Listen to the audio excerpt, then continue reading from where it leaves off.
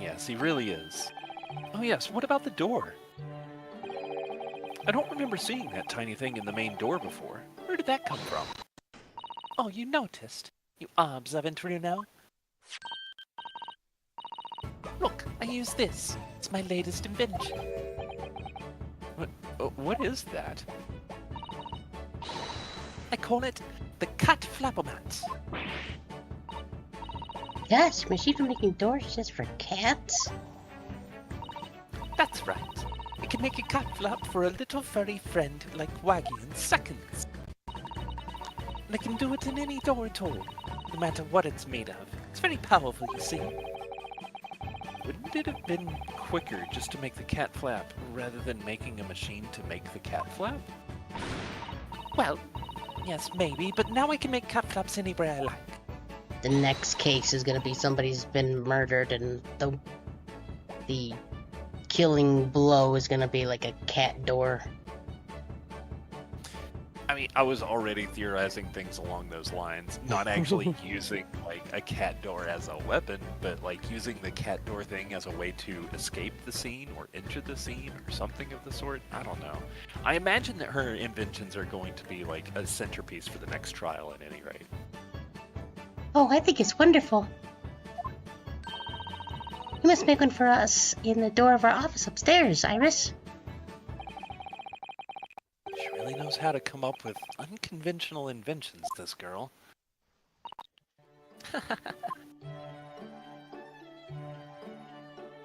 I don't really know how to laugh like a 10-year-old British girl, unfortunately. Meow! Oh, what was that?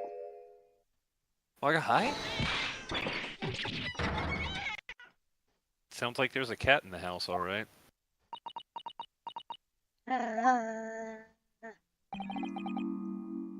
Oh, sir. Oh no! Wagga is tangled up in your violin! Oh no. I think he thinks it's a toy. No, what's he doing to it? Oh dear. Mr. Sholmes Presser's violin.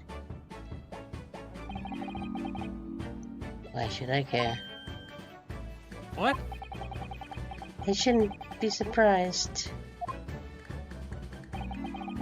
If the cat is a more accomplished musician than I know. Mr. Sholmes really is in poor spirits, isn't he? Well, anyway, I'll put it back where it lives. Shall I, honey?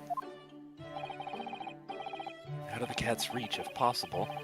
Maybe we should assess the damage.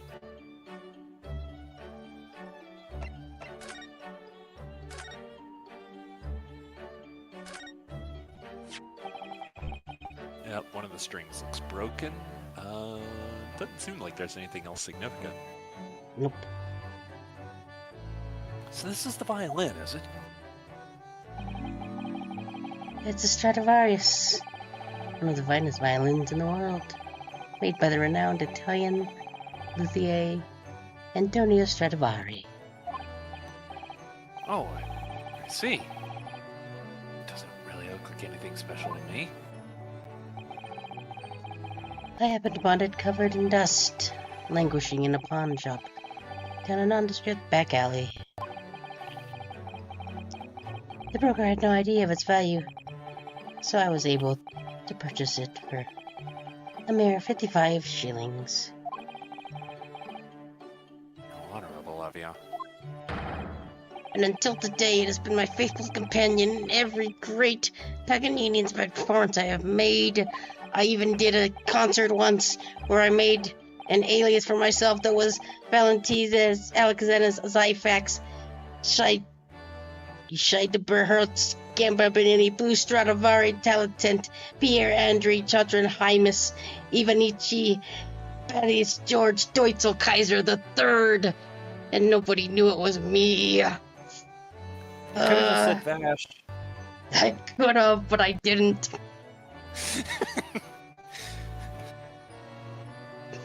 Because the Stradivari did it.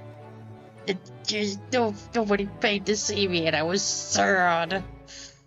Anyway, I ask you, is there a reason to live in a world devoid of music? To tolerate this blessed existence? No, there's none.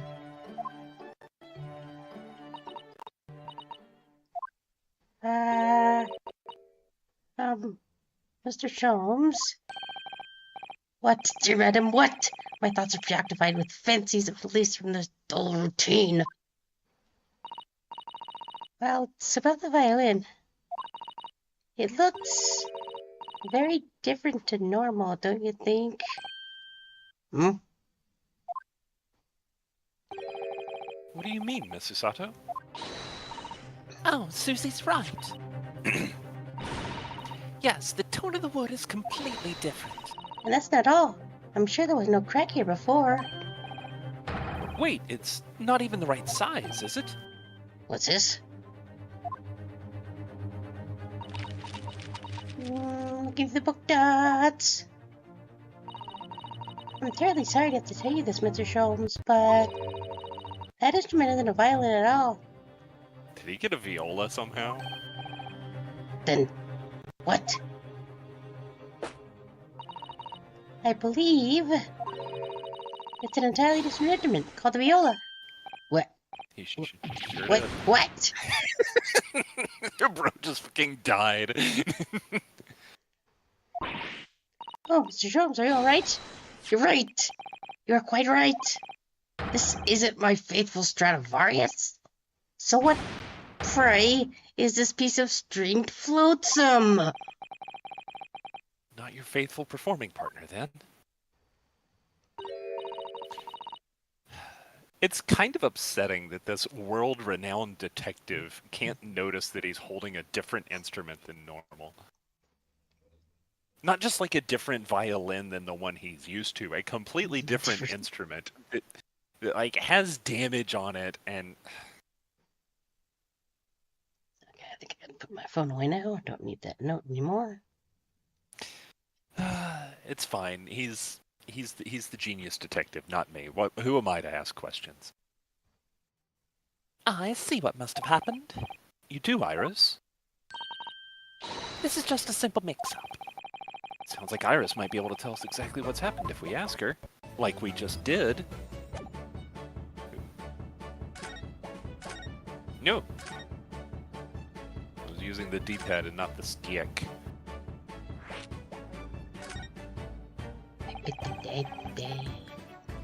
What did you mean by a mix-up, Iris?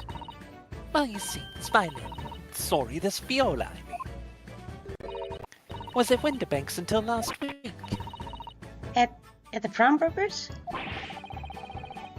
Mr. Sholmes' beloved musical partner. There's a pub room from the east with which you are no doubt familiar, my dear fellows.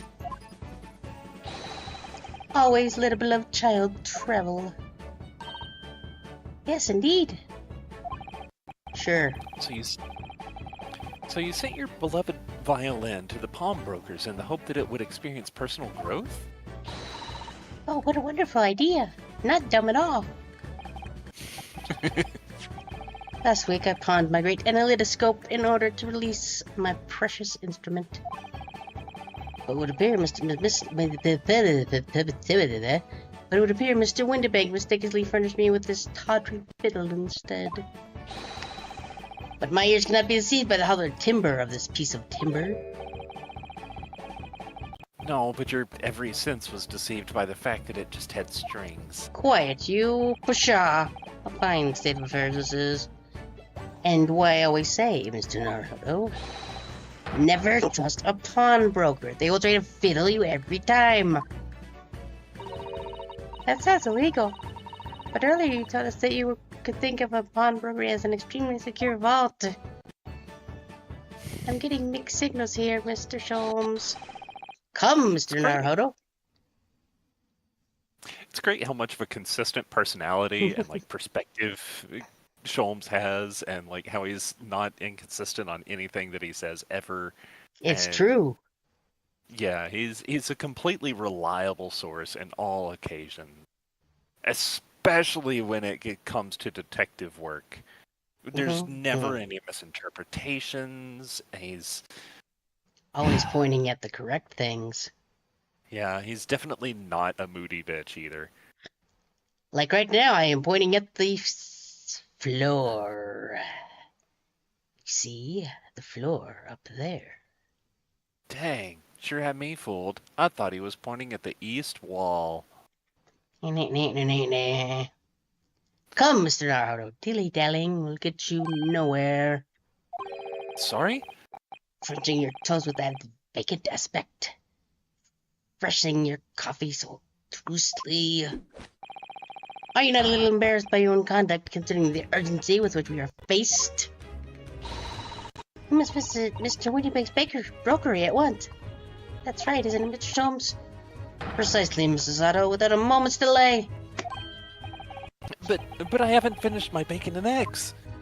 Too bad, my dear fellow. Surely you do not still intend to crunch your bacon with an increasingly vacant aspect? To fresh your eggs ever more obtusely? All right, say no more. Let's go then. Don't worry, Reno. I'd be happy to heat it up for you again later. Oh, thank you, Iris. As it happens, I am rather curious to see what a British pawnbroker's looks like.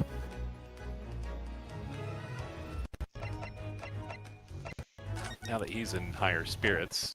Go, go, go, we gotta go. We gotta get the pawnbroker. Come on, let's go. I need my violin or whatever. Does this put him back in the slump, or does he reenact the conversation? It's a completely different conversation. This is no time for wandering, Mr. Crow. Oh. Okay. Ross took my card. Oh, tut, tut. Your furtive glance betrays you, my dear fellow. You stole a brief look at the remnants of the omelet over there, did you not? I must say, you astound me with your insatiable appetite. But I really wasn't looking. Okay, I believe you. Even if as the words issue from your mouth, your eyes veritably devour the remaining rasher of bacon. You are quite true from this morning. I see. Prisoner, please, try to remember the urgency of the matter at hand. Yes, I know. We're all about to pay a visit to the pawnbrokers. I'm really not trying to delay us. And yet I would give odds at 1,000 to 1 that within the next 5 seconds, your eyes will settle thirstily on the last few drops of coffee in that cup over there. Why does he have to deduce everything so correctly all of a sudden? Because I'm amazing, and I can read your mind. This is fun. Reno's eyes are as big as saucers. Please, can we go to the pawnbrokers now before I run out of safe places to look? Yes, I think that's an excellent idea. Say, does this do the same conversation? It does. Okay.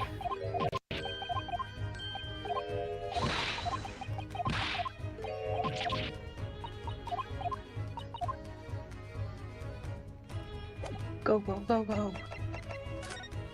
Off we go. New location has been added. Oh my goodness. Getting Baker Street? Okay, yeah. Yeah, it's right out front.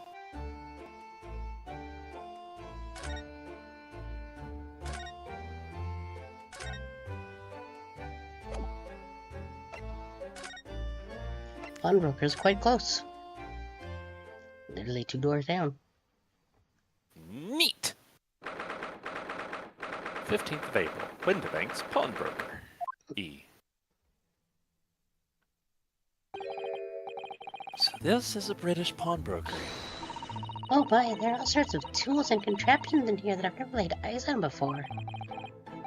Susato-san, Oh, that spark of wonder in your eyes.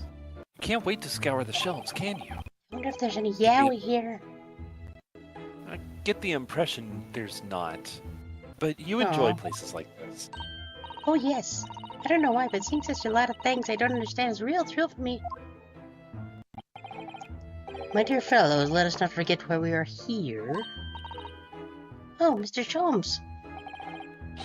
We are calling on matters of business, not pleasure. Clearly Mr. Sholmes means business, too, judging from the spark of fury in his eyes.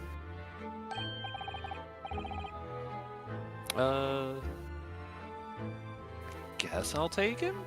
Let me see. Okay. Oh, Mr. Sholmes, sir, welcome back. Did you hear that brazen welcome? Well, yes, we are potential customers after all. We are disgruntled customers, Mr. Naruhodo, and it's time to inform Mr. Windbake of our ire. Come! The fight is afoot.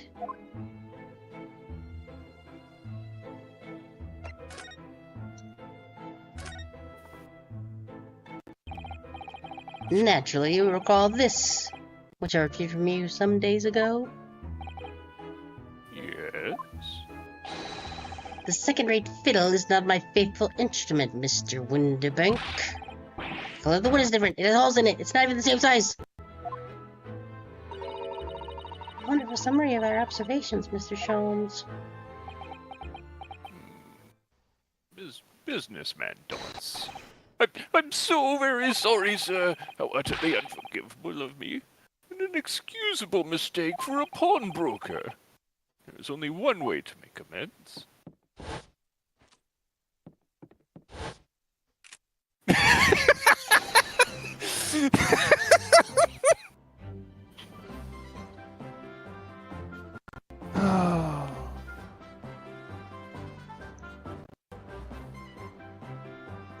You know, I thought that was going to be some kind of extreme reaction there.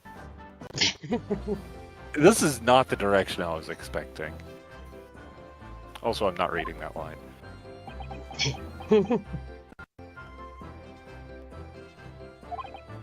I don't think that would be necessary, do you? If I may just say one thing before I pop off. Yes? It was you, sir, Mr. Sholmes, who took it upon himself to remove the item the other day, I believe. Sorry? As I recall, I entered the storeroom to fetch your violin when I heard, "Ah, here it is!" You did? And when I turned to controvert you, you had taken the viola and left, sir. However, there can be no doubt that the blame lies firmly at my own door for allowing you to leave. So I shall not grumble or grouse any longer. No, stop, my dear fellow. The fault is mine. I swear.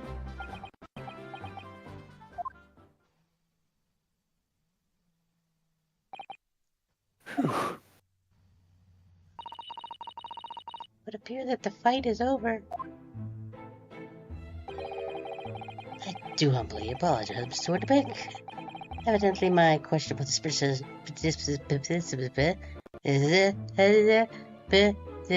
a bad happened. Well, you wouldn't be Mr. Herlock Sholmes without that questionable disposition, now would you? I do believe you may be right, sir. That's funny. He almost shot himself.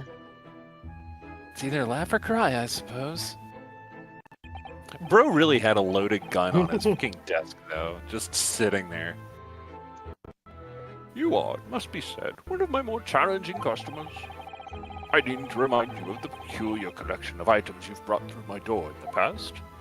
Nugs! Welcome in, dude. How's it going? Ooh, peculiar items. Also, hi. In the extreme, ma'am. For example, the unpublished manuscript of an eponymous work, the novels of Herlock Sholmes, or some such. Oh my. A new full-fledged novel? Don't text and drive, you dummy. Close the stream and swing by when you're actually free. Bye! Well, maybe he's at a red light. And unpublished? A story I've yet to read, you mean? Give it to me. Give it to me now. Heh, wacky character trait. I don't enjoy this. That doesn't mean I was correct.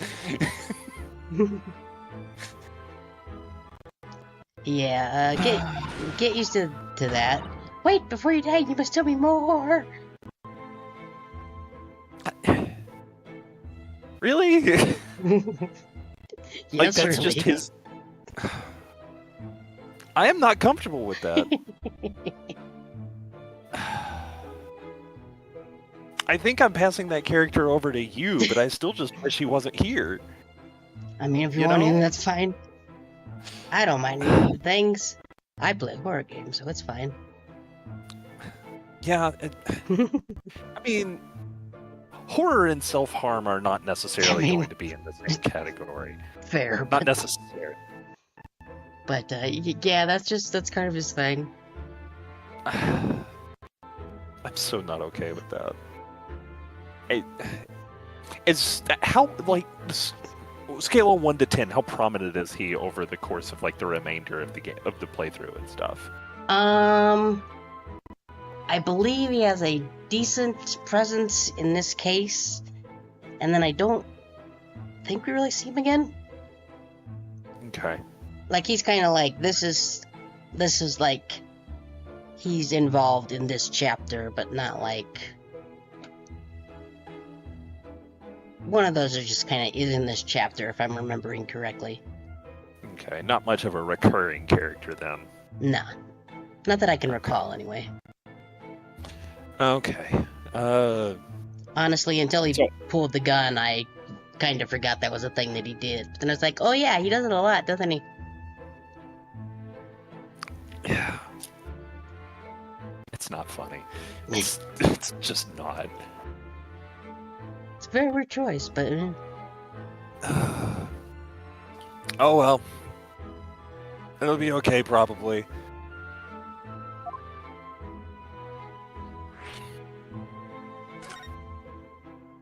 Sorry to just foist the character onto you, but yeah. I must know more. Tell me everything. Wow, Susanto-san is really fired up now. Is there really an unpublished story under this very roof? Well, one day the gentleman here brought in an old metal chest, you see. I should like to entrust this to your care for a while, Mr. Windybink. For a chest like that. 1 shilling, sir, not a farthing more. It houses something of very great value indeed. The latest manuscript, recounting the adventures of one Mr. Sherlock Holmes. I beg your pardon, a manuscript? You wish to deposit a manuscript? Is that on mine?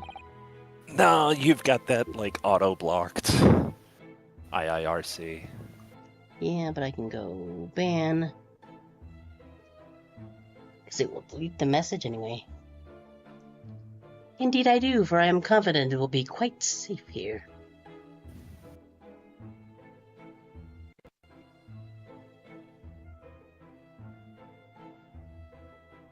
Okay.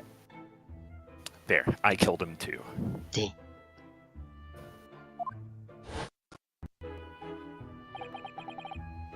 And that was that. As such, Mr. Sholmes' latest tale of otherworldly mystery lies dormant in my storeroom. Mr. Sholmes, is that really true? Not paying attention, dots. Do I sense that someone doesn't want to talk about this? I continue to pay your fee, do I not? Then kindly continue to store my belongings securely. Of course, sir, of course. They're safe and sound with me, I assure you, on my life. This is all very strange.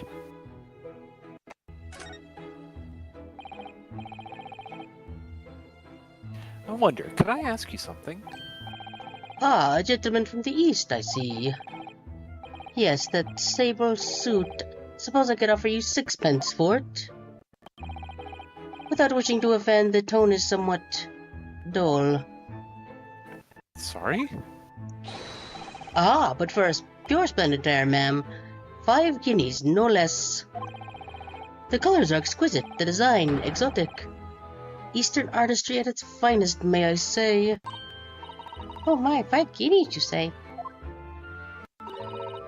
How interesting. Why do I feel as though I've suffered some sort of defeat here? Actually, I was hoping to ask you about your business. I've heard it said that pawnbrokers are used rather like banks here in London. Yes, sir, indeed. Many of our customers utilize the establishment as you describe. I appraise their items and offer them a proportionate loan and 2 months of secure stowage. If in that time they repay the original sum to me plus the agreed interest, their items are happily returned. Yeah, that really decidedly just sounds like a waste of money because, like, there's interest in everything here? Come on. Why are you giving this guy your shit? I don't understand. Where's the gain? Well, what happens if they don't pay you the money? Then the items are offered for sale in my shop, as you can see on the shelves behind me. So you never sell items before the 2 months has passed, then? That's right, ma'am, that's right, which means some considerable responsibility rests on my shoulders. Should a customer's precious belongings be lost, the only recompense is for me to end it all. The very idea, Mr. Winterbeck, is an absurdity. One should never talk of one's demise so casually. Thank you. Says the man. Oh, yeah, that's a good fucking point, too.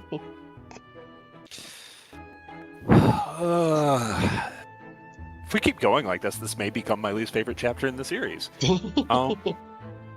Says the man who was telling us all it was a good day to die only this morning.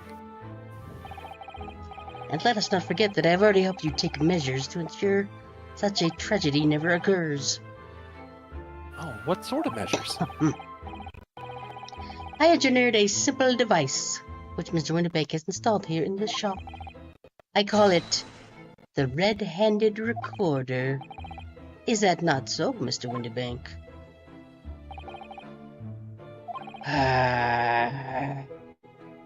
What was that deep sigh about?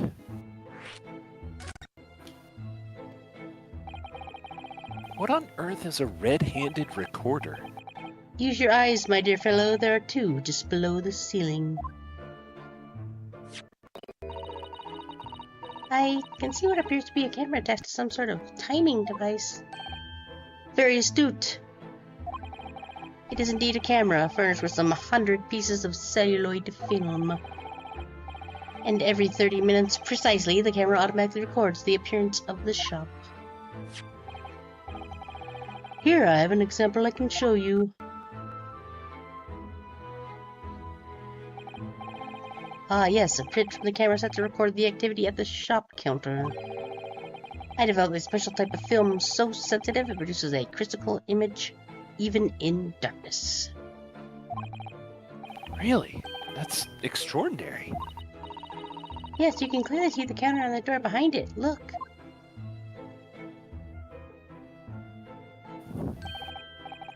So you see, were someone entered the premises with ill intent, his identity would be summarily exposed. Provided he's in very specific position at the 30-minute mark. It's a foolproof plan, honestly. But do you not say the photograph and prints were taken at 30 minutes intervals? Indeed, as you say, my dear madam. And what if the incident were to occur in between times? One could only say that would be a cruel twist of fate, and the ads will be starting soon, so shall we take a little bit of a break? Sure. Works for me. I would like to acquire myself a sniggity snack, so I'm gonna do that Nugget. while we're waiting on that. And I'll be back shortly. Okay, I think I'm gonna do that same thing, actually. Oh. Well, I mean, it's going to be hard to avoid the ads, nobody, because we should have mostly synced up ads. You could go to the YouTube stream. Wink. Yeah.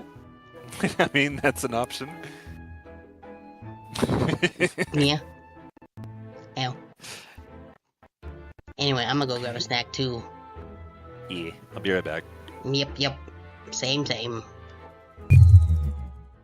We'll be right back after these messages.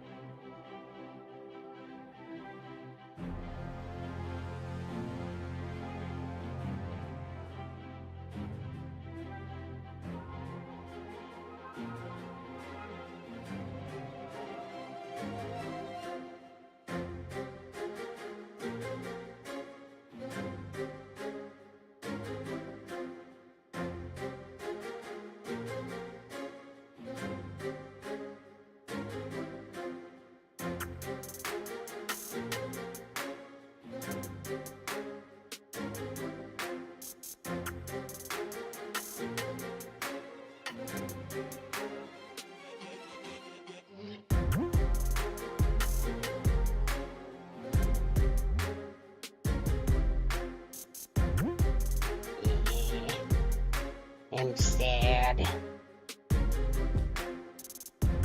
I was gonna be like, I'm gonna go grab some of these here pretzels, but somebody eated them all. Yeah. Pop back over here. That's now. Yo, how's it going, Ivory? Yep. Enjoy your racing.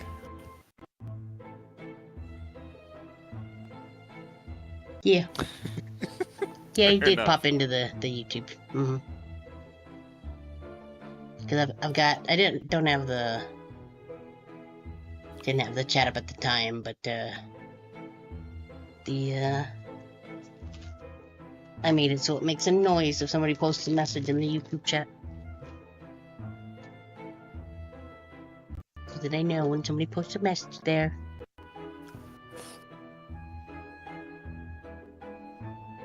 Nom nom nom nom. So I need some of these cheddar sun chips. Sun chips are great. Yeah. It's kind of in the mood for I was basically on the banner pretzel that they were.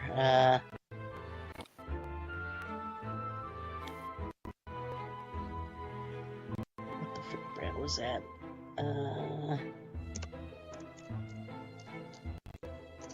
Google help me.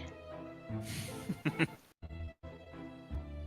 meanwhile, I'm just over here enjoying my milk and cookies. Snyder's by Hanover, that's it. Them like big like pretzel chunks that has cheese on them.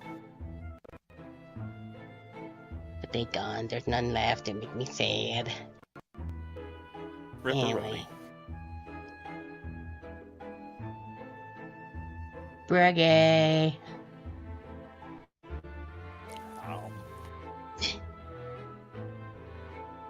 And Lizzie's answer, how?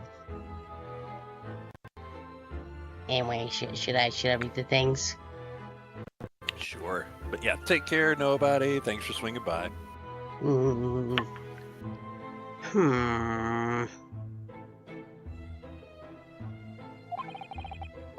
I must confess, your devices have been giving me some cause for distress of late. I beg your pardon, Mr. Winterbank. Surely they are anything but distressing. Reassuring is the word. It's the cost of film, sir. You must graciously place not one but 2 cameras in my shop, after all. Which means I must pay for nigh on 100 utterly useless prints every single day. I'm afraid the cost of film will break me before I'm very much older. Yes, you say. Nevertheless, a small price to pay to the safety of my preferred pawnbrokery. No. My dear fellows, we've reached an age where safety and security come at a price. Before long, you will have to give your face to log onto your websites. Nobody here will know what that means, but I have traveled through time, remember, and I have seen the future, and people do not like it very much. Especially here in the UK, where we currently are. It's kind of nasty, let me tell you, but we'll probably all be dead before then, because that's like 125 years in the future. Oh, heaven help us. Heh, topical. Yay. Now then, Mr. Sholmes, allow me to return your precious violin. It's fucking red. How did he mix it up? How did... Sholmes, you're a silly, silly man. Ah, the very thing. Thank you, Mr. Winterbank. It looks almost identical to the other thing. I can totally see how I mistook them.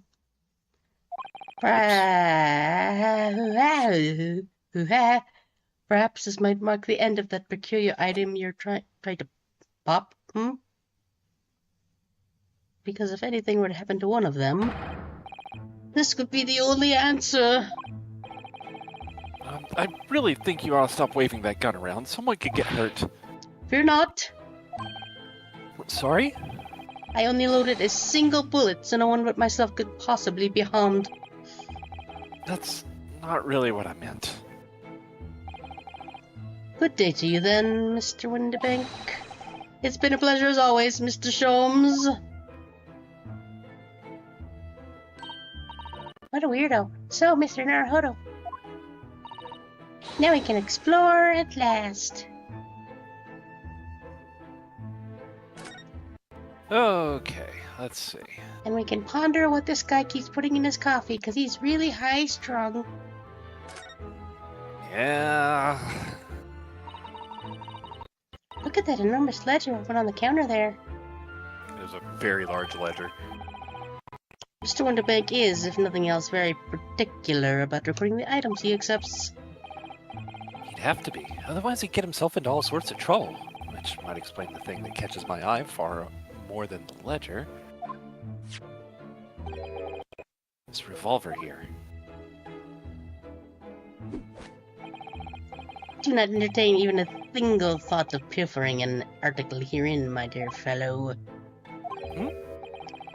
I assure you, Mr. Windibank would not hesitate to draw that weapon with a speed belying his portly size. Oh, you don't mean he'd pump us full of lead? Blow his brains out, indeed, in recompense for his blunder. Oh my. But in any case, of course we would never do such a thing. How could you even suggest it? Dude just had a crystal skull. I mean, Look at this. Of course. What could this lovely big shiny box be? I like shiny. Why wouldn't he have a crystal skull? I mean, how else is he going to know the aliens are coming? Fair. That, my dear madam, is a music box. Surely you have such things in your own country. Oh my, yes, but I've never seen one so large before. Shall we listen a while?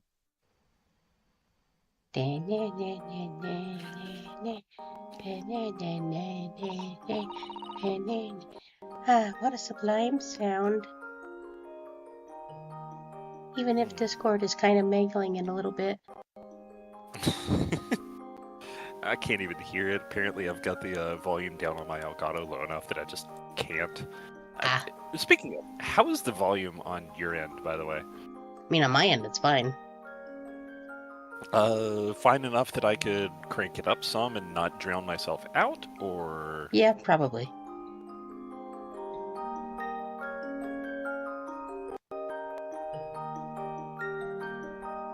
Okay, now I can actually hear the music a little.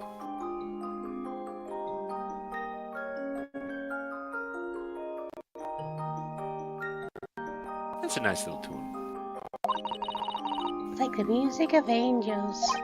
I've never heard anything like it before in my life. The music of angels coming through Discord and kind of cutting in and out a little bit. Discord's weird. This particular specimen is of the larger variety, commonly found in public houses and restaurants. There's a middle disc inside on which the notes to be played are recorded. Simply by replacing the disc with another, any music you care to imagine can be played, including Darude Sandstorm. My goodness, what a simply delightful machine. Indeed, though their popularity has waned recently with the development of the gramophone, of course.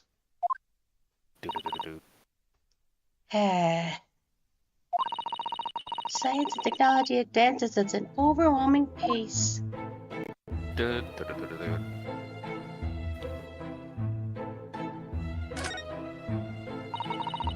What an assortment of things there are on the shelves here. Crockery, footwear, clocks, and watches. Almost anything you care to imagine. Those are forfeited items offered for sale by the pawnbroker. What does that really mean, though? When you pawn, or colloquially pop, an item, the broker loans you money against its worth. He stores the item for an agreed period of time, after which the loan must be repaid. If not, he is free to display it in the shop for sale at a price of his choosing. Oh, yes, now you've explained it. I'm noticing little price tags on everything. Of course, simply by paying the agreed interest on the loan, one can extend the period of safekeeping. So you may pawn that black garb of yours without fear, my dear fellow. A treasured university uniform? Never! It embodies my student spirit. Okay, I believe you.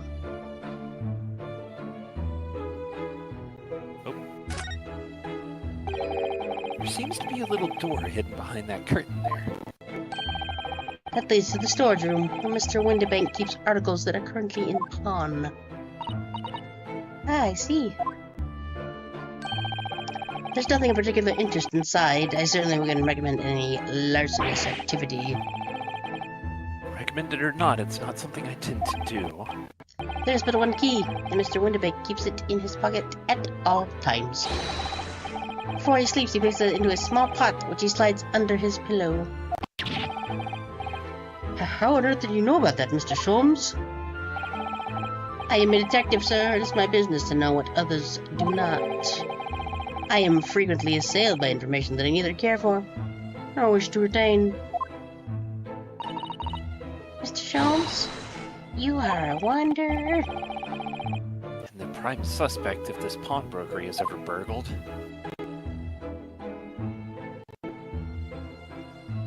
I see. Okay, that appears to be everything that's over here.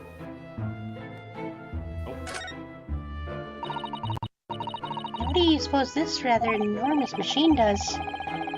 It seems to have two little windows for looking through. Allow me to enlighten you, my dear fellows. What you are looking at is a stereoscope. Neat.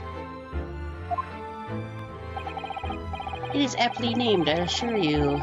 Look through the eyepieces and see for yourself. Oh, I shall be delighted to. Excuse me for a moment while I just have a look. Just before you do, there is something I should point out. My dear fellows, in order to see the image properly, stereoscopically as it were, you will need to be cross-eyed. However, if that is beyond you, it is of little consequence today. Alright, then I'm gonna try it. I doubt they will, but I really hope that they give us cross-eyed Susato here on like the next frame or something. I'd be so happy.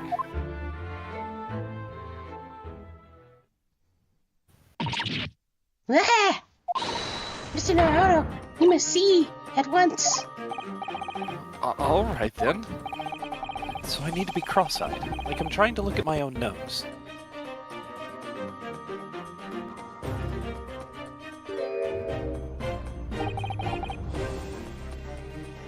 What the? I don't believe it.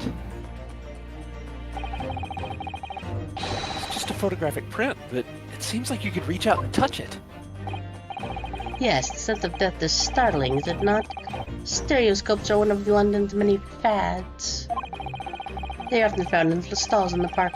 People queue for hours to see them. Why? Why are people meddling with such black magic? It is no magic, my dear madame. It is... well... far too complicated to explain at present. We shall save this lesson for another day. Oh.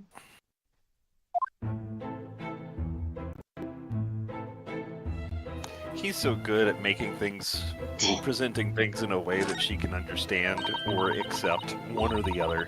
It's literally one picture is kind of slightly to the side of the other one, and then they put them next to each other. There, I did it. 3 globes of gold. Is that some sort of charm? Dear me, have you not seen that sign before? No, never. The 3 golden balls are, in Great Britain at least, the universal sign of a pawnbrokery.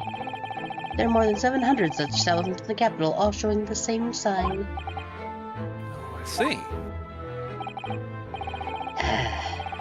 I had not imagined your ignorance was so profound. Oh. Well, what is the significance of the 3 bowling balls then? Does it have some special meaning?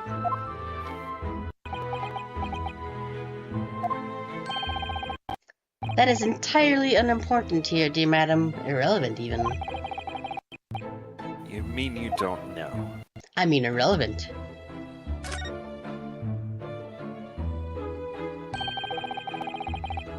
It's not a calendar you could easily miss, is it? 15th April, today's date. Yes, that's not for sale, I must point out. It is an Eastern-style page-a-day calendar. Every night at midnight, I tear off the front page to reveal the following day's date. The perfect calendar for a tearaway fellow such as yourself, Mr. Winterbank. And who was it who walked out of here with the wrong violin before? Well, when the agreed storage period has passed without repayment, articles are forfeited, you see? So I have to keep a close eye on the date. It's something of a pawnbroker's obsession, you might say. Oh yes, I can see you're very dedicated to your job. And I think that's everything. Oh, no. Look at this. Whatever could it be used for? I have no idea. Aha. There's a small catch here. Just here, look. Look, look, look! Looking dots? We're going to open it, aren't we? Yes. Oh my, that's amazing. It is some sort of spring-loaded mechanism. Which we'll never manage to put back to the way it was before. What are you two doing? What? Us? Nothing! No, nothing at all. Whatever this device is, it seems to have a pair of little windows to look through. I feel as though I've seen something rather similar to this elsewhere. What? Only tuppence for it? That ain't fair, and you know it. The article is barely worth a penny, miss. Oh, wait, that's I think probably him. that's probably.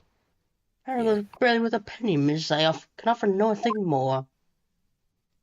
I think it might be both me. I suppose we'll see in a moment. It's like there's an argument brewing over by the counter. Have you even had a proper butcher's at it? Oh! I'm pretty sure it's what's-her-face. Yeah. I've seen all I need to see, young girl. Yep. Wait, don't we know? I'm sure I recognize her. Oh yes, it's the young lady from Mr. McGillicud's trial 2 months ago.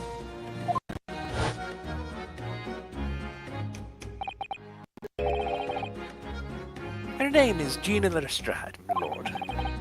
She's a chancer. Errands are crossed among large crowds, relieving people of their purses. What's commonly called a pickpocket.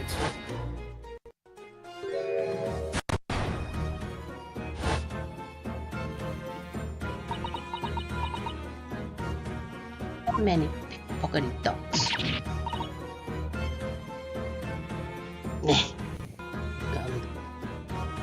Bet it, you lot. Hello, Mr. Stars. I hope you've been well. Can you please put away the gun? What? You remember me, do ya? Well, I remember being completely surrounded by smoke, that's for sure. So, what are you doing in there? Like the rest of us? Nothing to eat?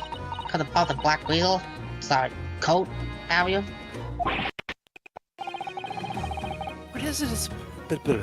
What is it about this black uniform that makes everyone comment on it? Ah, good day. Unless I'm much mistaken, you would be the young pickpocket who stole our experimental snook grenade launcher. Oh, at the shops. So, you have something of value to pawn, do you? Allow me to see the article and I shall negotiate with Mr. Winterbank on your behalf. Holy hell, what I'll do? Out for some stuck-up D. Get out of my business. Go on, I'll make trouble for you. As you wish, Mr. Strahd. I will happily remove myself from your presence.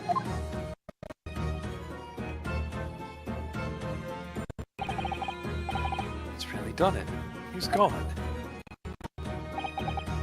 I'm sorry, but as I said, there really is no room for negotiation here. What is that thing he has in his hand? Some kind of metal disc. Joe, go on. Leave me alone. Oh, Mr. Lestrade, just pretend we aren't here. You shan't be offended in the slightest.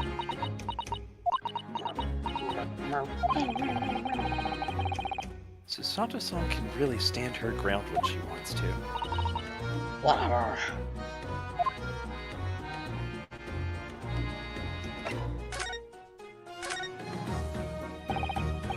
Somehow, I didn't really think you were the sort of person who'd use a pawnbroker, Miss Lestrade. Yeah, well, I'm right. I'm a landlord just like everyone else. That a problem, is it? No, not at all. It's just that, well, Oh, I get it. I know what you're thinking. That quiet daughter belonged to a quiet god in the dark, did she? Yeah, I can still run all over your Chevy Chase. All over your Chevy Chase. Are we like wearing bad actors or something today? I don't understand. well, I might have been thinking something along those lines. Can I go into night, Mr. Naruto? Alright then, I'm just gonna come out and ask you straight. Do you pawn things that you steal from other people? Well, I don't know how best to answer that, really.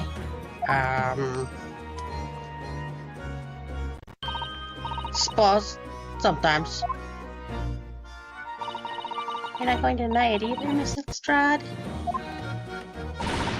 But not this time, alright? I swear, that thing belonged to me. The disc that Mr. Windbank is holding. Perhaps we should see what he has to say about all this.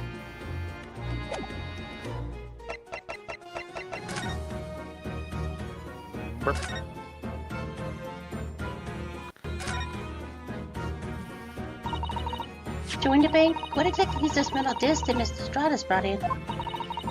It seems to have hundreds of tiny little bumps on its surface. Ah, this is a music disc, you see. For use inside a music box. In a music box? What, you don't know what a music box is? You least a lot ain't too savvy, eh? I know what a music box is. I've just never seen one of these discs before. The small protrusion of the metal disc encloses the tune to be played by the music box. Simply insert the disc and set the machine going, and beautiful music plays. Hi, Lily. Oh, I have a cat on my chest now. Meow. I don't know if she's staying or not, but she is here.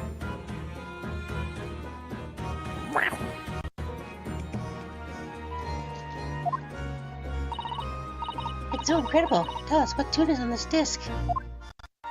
Is it Mambo number 5? Well, I'm afraid I couldn't tell you that. There are so many different types of music box, you see. British-made, German, Swiss. I have no way of knowing which particular machine this disc was made for. Ah, I see. And that's it in a nutshell. I wouldn't have any customers for an item like this, even if the young lady forfeited it. Really, I'm already offering more than I should at a penny. That's a pack of lies. He told me that he said it was, well, the dots. He? Who? I don't know buy it. Just ain't right, that's all. That this was good money, I know it is. Well then you'll have to try your luck at another pawnbrokers, won't you? Ah.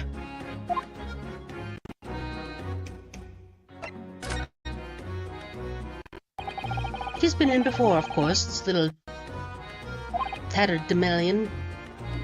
Let's see. And brought some dubious article or other with her every single time, I might add. Dubious? What are you trying to say? I'm an honest customer, me. So, is there something dubious about the disc she brought in today? Can I perhaps use it to evolve a Pokemon? Or, well, I'm sorry, that's just a line that Sholmes told me on the way here. Well, if only it were that simple.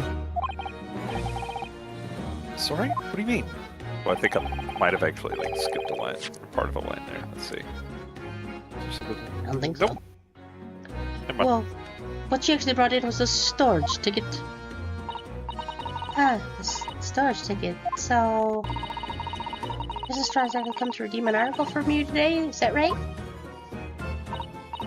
Yeah, that's right. A girl like me has a lot of stuff what needs stored.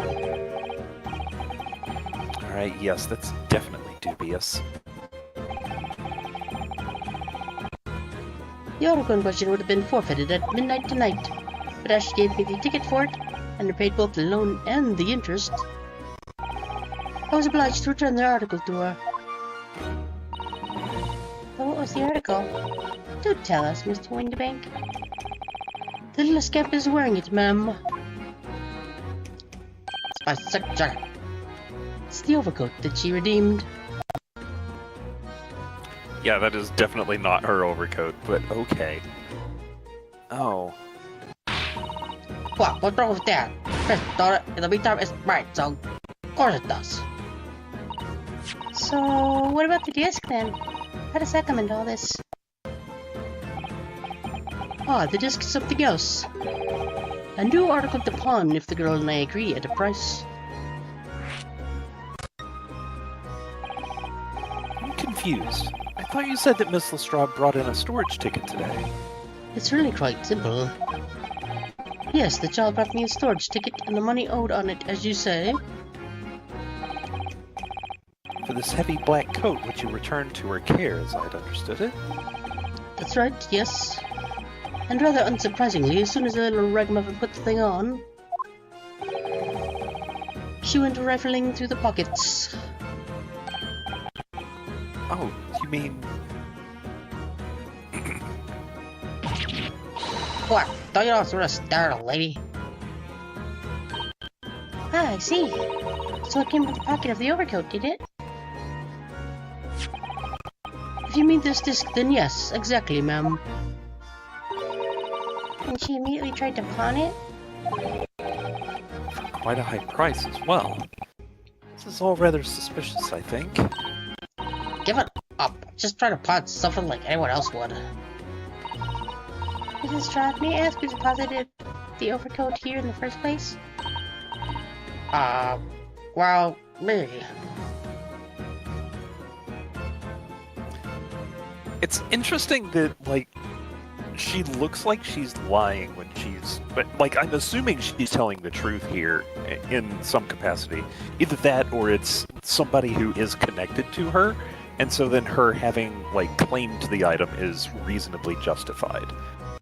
And so she's really, really bad at telling the truth, and she's very forward when it's an easy lie. Mm-hmm. Of course, I could be off base on all of that, but we'll see. It doesn't really appear to be your size. Real rats in it. Is it, Mr. Strahd? Yes, this is definitely all rather suspicious.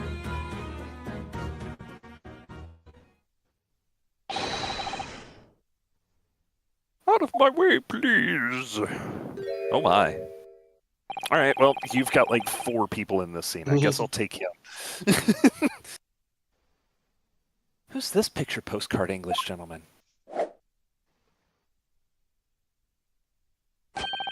Good day to you, ladies and gentlemen.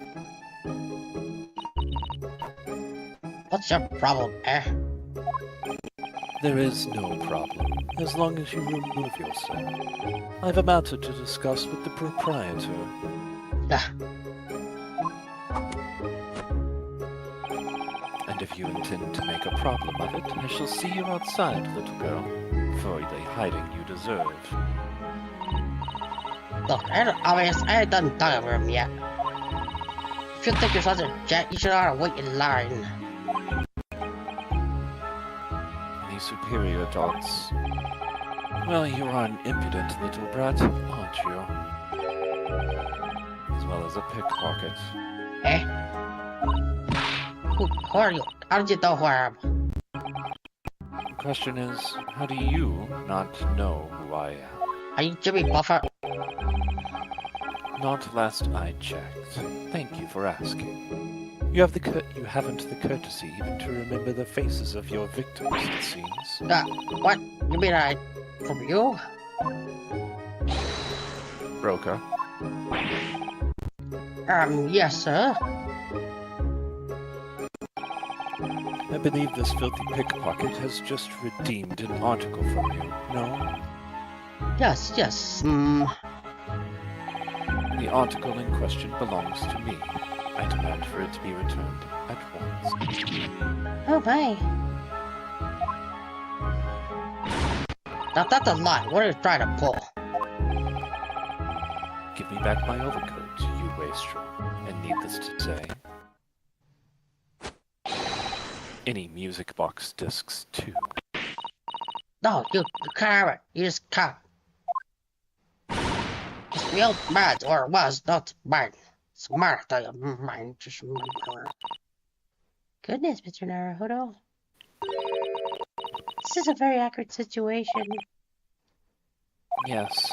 I think perhaps we should hear both sides of the story in a little more detail. So now we have the pickpocket, who no one is willing to believe, and a rich entitled gentleman who is in a position to just capitalize on everything that's going on, but doesn't really have justifiable standing in this particular instance. I feel like everything that we're about to hear is going to be subject to doubt.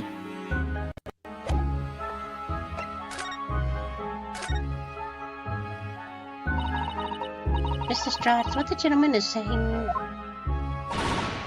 What do you think? It's all lights, ain't it? Obviously. I swear by life, I ain't never laid eyes on that daddy before. Let's hear it now, you little ragamuffin. You stole it, didn't you? That ticket you brought in here just now.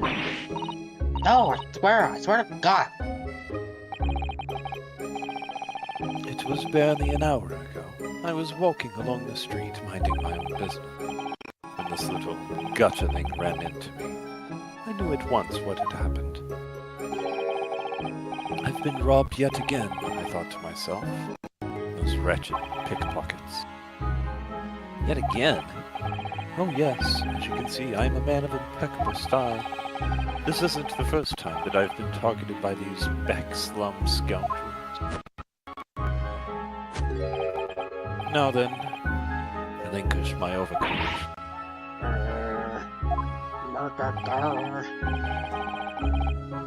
Come along now, Mr. Stodd. Give the good gentleman his coat back. Oops. If you're going to cause trouble, I shall have no choice but to call the police. Oh, now where's everyone think it's me? What the heck? Just look at this daddy call. You think I'm the dodgy one? I'm sorry, but no one's going to believe you. Well, what about evidence? Yeah. Where's your evidence that I've stole something, eh? Come on, let's see it. Give it now. Oh, I have evidence, naturally. You what?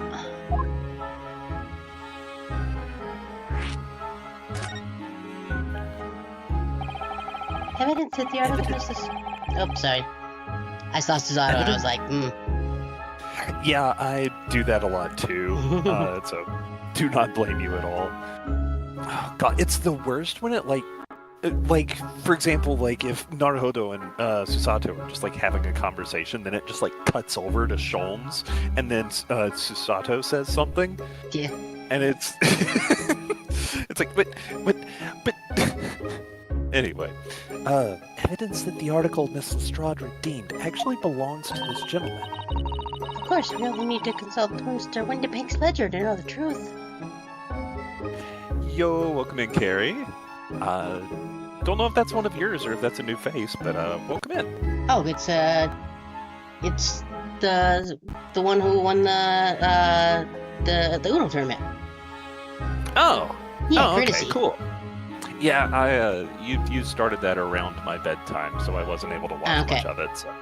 Yeah, she's the one I made the Uno Goku thing for.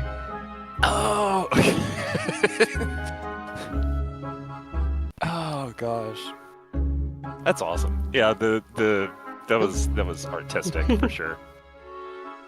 Yeah, welcome in. We're Yeah. happy to have you. Sure. It's a good pick. Let's see. Oh, my brain is weird sometimes. We'll be able to look up the name of the person who deposited the article in the first place. Yes, brilliant. Yes, be marveled by our amazing voices. I'm very sorry, but I'm afraid it won't be possible. Oh. Also, I have a lot of voices in this one. I never ask customers' names. That's a strict policy of mine. That seems weird. Horrible. That is perhaps the worst policy that I've ever heard of anybody having. Yeah, it's a little strange. But I mean, this is also the guy who has a revolver loaded with a single bullet on his front counter. So you know, True. True. His policies are questionable, to say the least. But why not? Well, now, as you can imagine, some of my customers have circumstances to consider. A great many of them prefer to maintain their anonymity. Yes, I see. But then how can you know if an article belongs to the person asking to redeem it? Oh, it's quite simple. I just believe whatever they say. And then shoot myself if I'm wrong. Good sir, might I trouble you for the watchword associated with the article in question? Of course, it's Professor. Was the pose part of the watchword? Yes, that's right. And all the evidence we need. This gentleman is the rightful owner of the article, without doubt. A watchword? Interesting. Sweet. So, about these watchwords, Mr. Windbank. As I just explained, I never ask customers' name when they deposit items with me. There are many reasons why certain customers would like to keep their activities secret. Wasn't exactly a subtle glance at Mr. Sholmes now, was it? He's just over in the corner, looking through the stereoscope. Hey, I mean, he got kicked out of the conversation. He's got to entertain himself somehow. Well, did he left the store and then came back just to do that? Yeah, probably. Great detectives have no dark secrets, none at all. Okay. Yes, well, anyway, that's why I always ask for a watchword whenever I accept a new article. In many ways, it's like the secret combination of numbers used to unlock a vault. The date of deposit, a description, and a watchword uniquely identify each item. And of course, I give the storage ticket to the customer. When someone comes to retrieve something, I ask for the ticket and the watchword. If that someone tells you the correct watchword, you return the article? That's right, sir. Yes. Just as soon as the requisite fee is paid. And I have supplied you with the information you require already. But for the avoidance of doubt, the article in question is an overcoat deposited 2 months ago on 15th February. Discord is real getting chunky. Oh no. Is it smoothing out at all? It's hard to tell when the dialogue is going.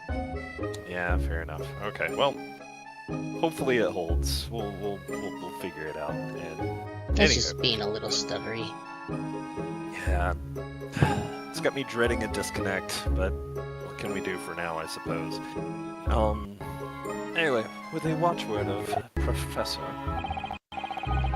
All perfectly correct information, sir. But Really, this is beyond a joke now. There is no further room for doubt. Ugh.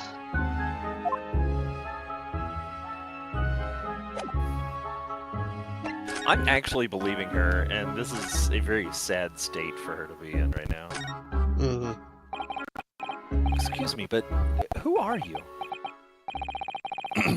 One would expect the Inquirer to introduce himself first.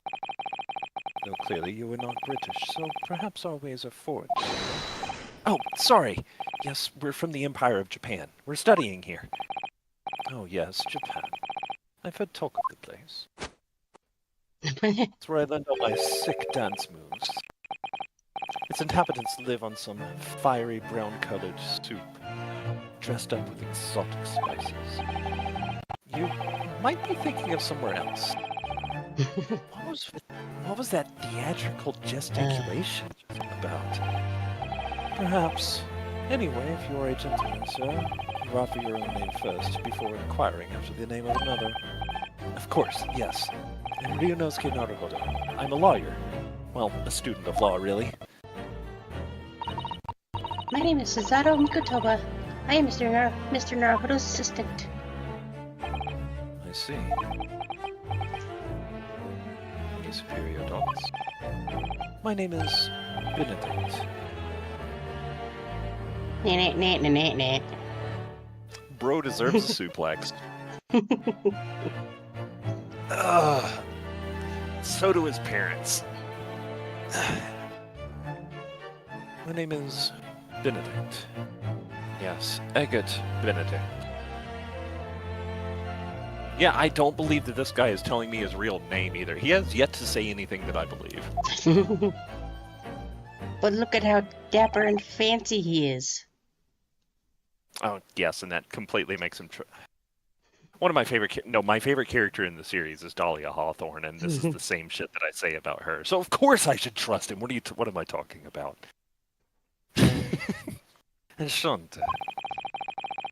He's so refined in how he holds himself and how he speaks, but the name is suspicious. Now, to the matter at hand.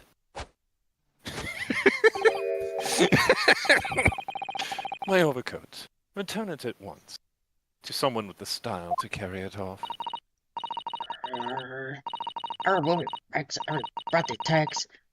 Why can't I watch it here?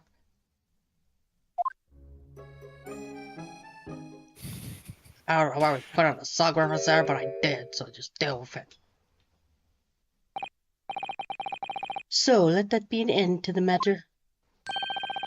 And thank you for your custom, Mr. Egbert Benedict, sir. I'm sure that is your real name.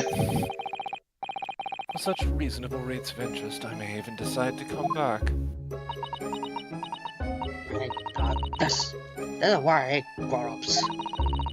Just because I'm a diver, everyone think that makes me a liar. Gah. I mean, it kind of does, but whatever. You do you, little girl. And the contents of the coat pockets, if you please, broker. But of course, sir, here's the disc for you. Just taking notes. Just this one. Pardon, sir? I was expecting another. That is, I deposited another. Another disc? Oh dear. I regret to inform you, sir, that was deposited with me was merely the overcoat. The disc happened to be in one of the pockets, but I was completely unaware of it until now. So, gutturally, you're hiding more of what's rightfully mine. Are you? So, I don't know nothing about it. Accusatory dots. Very well. Then I shall bid you farewell. Say goodbye to style. Wait a minute, that disc. That's mine. Ah! What do you think you're doing, you little tramp? You've drawn blood, you filthy animal! Oh my, yes. There's blood on the disc. Because of all those sharp little bumps. Man must have scratched his finger on them. He's wearing gloves. I mean, it could have torn through the gloves and his finger. If he's focused on style, those are probably not work gloves. Nah, fair. I found it first, alright? I mean, it belonged to me old man. So you're not having it. Or you touch it. But me? If I hang onto it, throw it off me again. So you keep all of it. Strahd, why is this disc so important to her?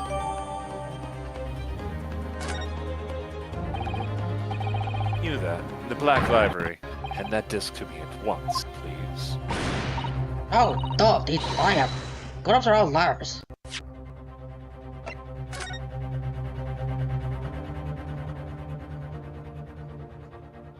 Interesting. Or McGill did. Oh, there's a little scrap of paper stuck onto the reverse side of the disc. Look. And a scribbled word or two. Looks like somebody's name. Or McGill did. McGill did? Oh, It couldn't be. I was also surprised that it was Mr. McGill did. That's why I said the thing. But it is Mr. Naruto. A name I shall never forget for as long as I live. Why? Why is his name on this?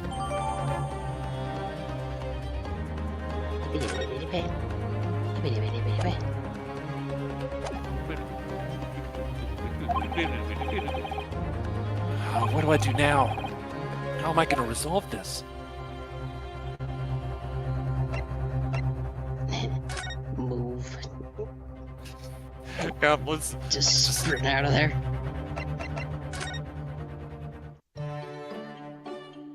Ow.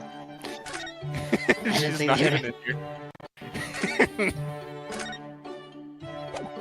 She's not even here. Where is she? Oh well.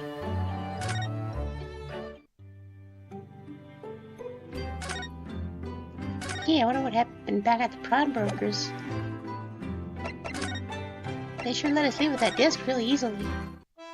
Real easy.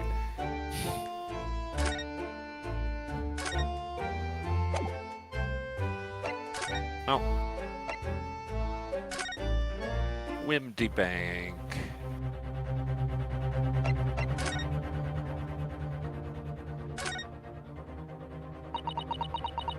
Red dots. She's so pouty. Oh, Miss Lestrade is really looking daggers at that mysterious gentleman. I need to do something to calm things down before she loses control and attacks him again. Examine the music box, maybe? Sure, I'm down for that. Shove that disc on there. Look at Mr. Windbank, watching diligently over his shop. There's still so many things I'm curious about. Somehow, I don't really feel like this is the right time to be browsing. I get it. Solving this frustration must be your first priority. I'm fairly certain that we can find just the great thing we need among the articles here in this shop. Eh.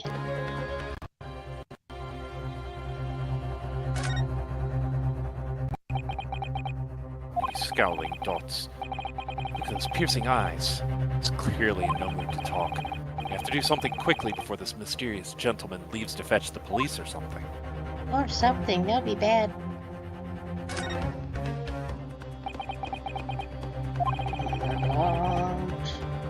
Mr. Windbank is clearly at a loss here. We have to do something about this before he reaches for that revolver of his. What about the weird Who'sma what's it that we couldn't figure out what it did? Or just Sholmes. Mr. Sholmes? What are you examining with such keen interest there? Do you enjoy a bar of caramel, I see? Oh no, he's sulking again. So... You found me at last, Mr. Naruto. Sorry? After that young pickpocket sent me on my way, I was forced to lurk in the shadows. Cruelly ostracized, the rest of you partook in the jovial atmosphere of fellowship. I had nothing to occupy my mind, opposed to is a shame to let society see what my downfall had done to me. So feigning mock interest, I pretended to examine the tedious trinkets in this desolate place. Whilst, as you shrewdly observe, gnawing on the only friend I have left, the 7% solution of karma. Pray, do you claim to understand the depths of my despair, Mr. Naruto? But how could you? I was so lonely, so desperately lonely. Then why on earth didn't you rejoin the conversation? Things have gone from bad to worse here, you know. Yes, I heard much of your conversation. Or rather, in my craving for human contact, my ears devoured every word that was uttered. You really were sad, weren't you? Poor Mr. Sholmes, I feel simply awful for you. It would seem that my inferences are correct. Oh, sure you're not about to tell us that you've solved the entire case once again. My dear madam, sometimes I wonder, for my genius for deduction to be commoditized, how much could I pawn it for? Seems Mr. Sholmes has had another of his flashes of inspiration. Who knows if it'll help us resolve the situation between Miss Lestrade and this mysterious gentleman. What's the right thing to do here? Heck yeah, listen to his deduction. Well, Miss Lestrade, it would appear you find yourself in something of a predicament. Where the blue blaze off you brought, eh? Pardon? The lady's in trouble if you're just supposed to be there to help. Straight away, not an hour later. Rip Sholmes. I just love that little animation of him like freaking over and freaking out and falling over. It's so good. It's just, oh god, he looks like he just got decked in the jaw. And he's just oh god, he's so stupid. I love him. Harsh. And pray, and who, pray tell, are you? Mr. Egbert Benedict, if that is your real name, you have, in my eyes, a veritable encyclopedic array of curiosities about your person. Nevertheless, there are two immovable conclusions I have drawn. I beg your pardon. The first is this. The true reason for your visit to this pawnbrokery today is something you have not yet revealed. And the second is this. A considerable crime is in contemplation, one you will orchestrate with intent to steal a vast sum of money. Well, Mr. Benedict, what say you to my deductions? Ow. It's turned as white as a hard-boiled eggert. It would seem that once again, Mr. Sholmes has made a flawless deduction. Just who do you think you are, sir? Ah yes, as I hoped. This is precisely the pain expression I was looking for.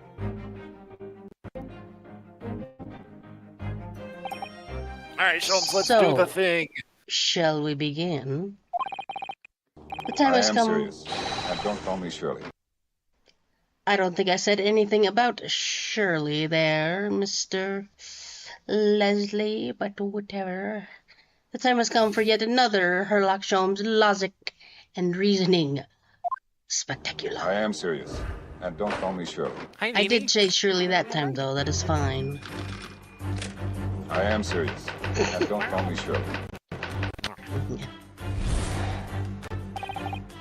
First of all, we must ask ourselves what business you ventured to this pawnbrokery today.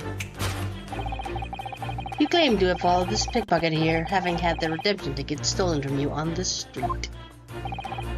But that is most certainly a lie. The real truth is something quite different, as revealed by that which you hold in your hand. Yes, what brought you to the shop in the first place is the staff recruitment flyer.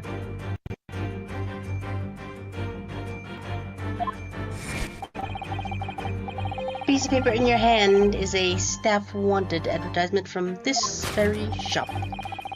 Yet even the most unobservant would soon realize that a man of your appearance has no need of such a ploy. In other words, there is some ulterior motive for your actions. The cane, which you unwillingly close to your person, exhibits that incontrovertible contradiction. Incorrect initials. What utter rot. I've had this cane for years. The contradiction of which I speak of is, of course, the misting ferrule. The end of any walking cane would be terminated with a metal ferrule to protect the wooden tip. Should we hold as we are closing in on ad time? We could. I still got about 30 seconds, but we should be good. Yeah, it's close to a minute on mine, but yeah. Shopkeeper aside, this has been pretty good so far.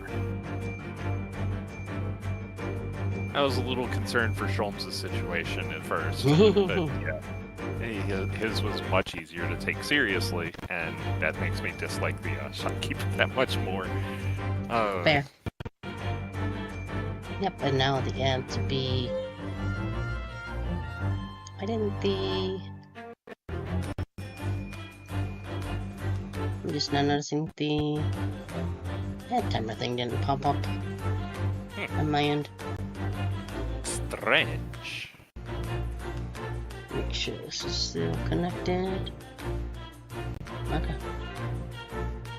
Not sure what happened there. But they'll be starting soon. How soon is soon? Nobody knows.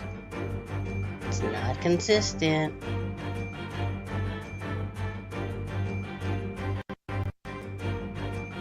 And now. Nope. How about now? Nope. Or maybe now. Nope. Well, I don't know about the now. Nope. Okay. What about if we were to do something now? Yeah, kinda got it. You're getting closer every single time. Yeah, they're going now, I don't know. Oh, that's why it's not popping up. At some point I accidentally clicked the little button so that they're not actually shown. But now it's there. Ads be happening. Hooray! Not sure when that happened, but... I mean, that's Actually- what happened on mine. I think it... I actually think I did that last stream toward the end, because I was snoozing the ads, because they were coming up right as I was about to end. And then I just forgot to put it back. That's fine, I don't know if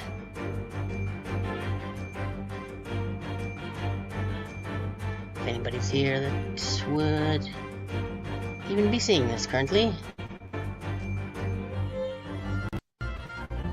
Who knows? So I don't think... Eh. I love that over on the YouTube nobody is listed as the top fans in the chat there. Because he's literally the only one, apart from me, that's posted a message in there. Listen, it's... I don't know what I was going to say. But yeah, honestly, I didn't even realize you were talking about an actual person. Oh, yeah. Until you actually used a pronoun for him, because you were like, yeah, nobody's listed as the top fan.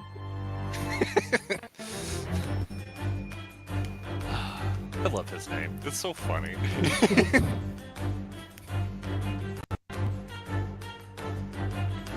Oh, so I guess you can see we got, apart from the way past Koof, we also have this one as a thing now. That's a good one. Gotta get them Dreamcast eyes going on. Yeah, because they updated a while back, and now you can, even on the free one, you can have 25. Before you could have Damn. 8, and now you can have 25. 25's a lot. So I have used 9 of them. Or maybe 8? I don't know. Does that count Discord? 1, 2, 3, 4, 5, 6. Nope, Discord is not counted on that. Okay, cool. Good to know. It'd be kind of fun to get like a actual animated PNG tuber model for myself or something, and just like have one that has like googly eyes, so like every time I start talking, they like bounce around. Wouldn't be Just too like hard to do. googly eyes like over the blindfold. I think that'd be funny. I mean, I know there are Welcome back, people that... Yeah, well, my ads just ended anyway. So Okay. welcome back, Mine are- welcome. And you, mine are done too. Hooray! Alright, for real then, welcome back everybody. Mm-hmm. Shall I Congratulations. continue? Sure. But congratulations on what? On seeing ads? On weathering the ads and sticking around. I don't Mhm. know, man. But it's all good. Okay. I did read that one before we stopped though, so you can go to the next one. Okay. He needs a specialized glasses for this, or specialized goggles for this. It's a very important and like close inspection that it's so hard to pick out. And yet detailed analysis shows the wooden tip of the stick to be utterly bare. Therefore, there's only one conclusion. The rod that you hold in your hand, which appears to be a walking cane, is in fact no cane at all. I need to take a drink. Do it. Do it.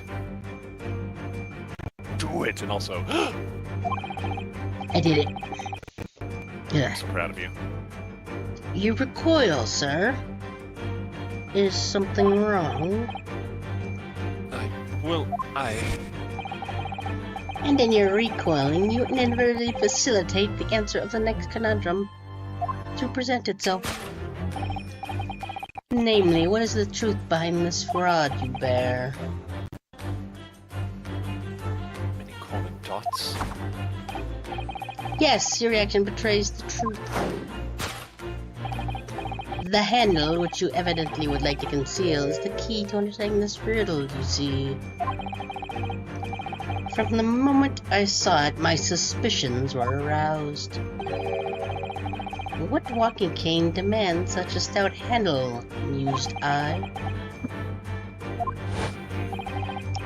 But of course, as I said, this is no walking cane. No, that rod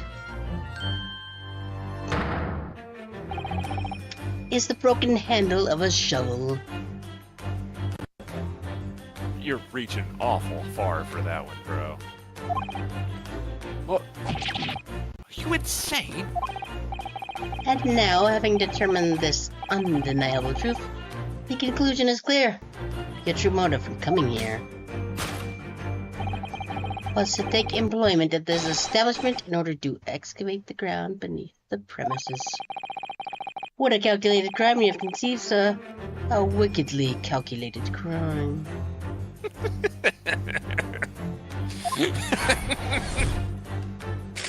Oh my god. The tunnel underneath the pawnbrokery.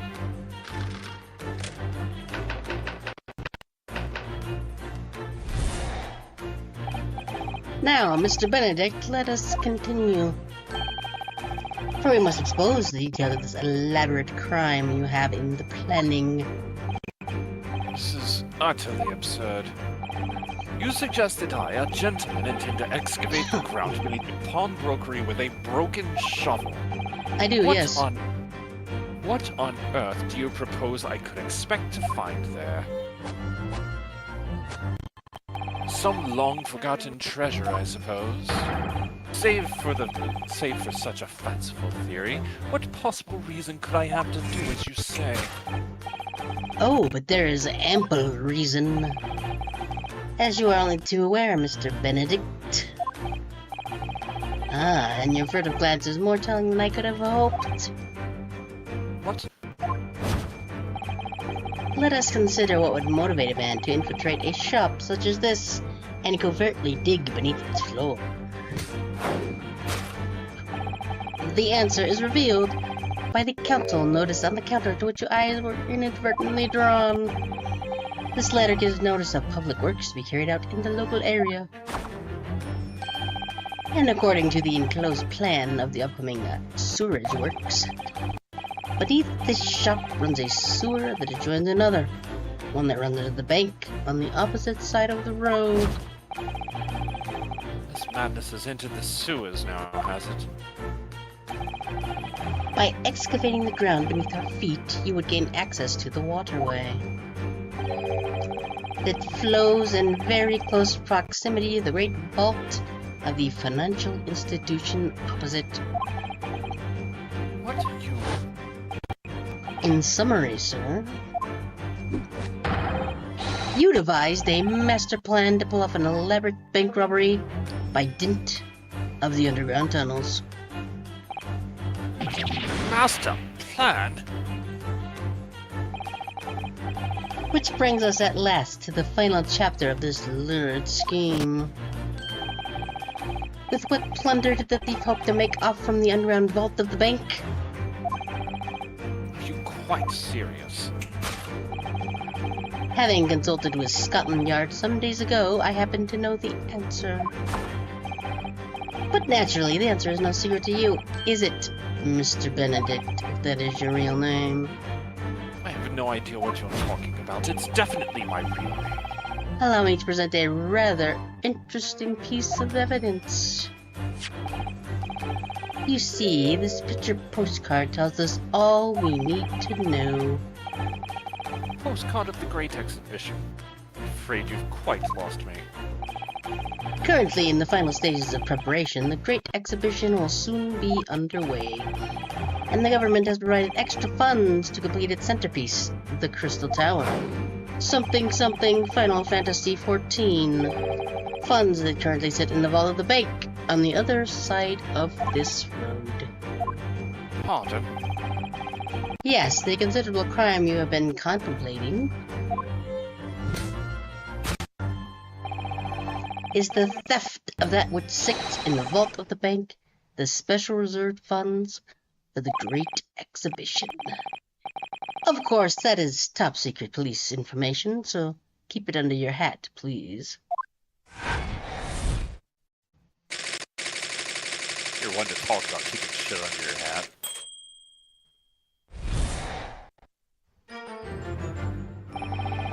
Thus concludes Herlock Sholmes' great deduction of this pawnbroking puzzle.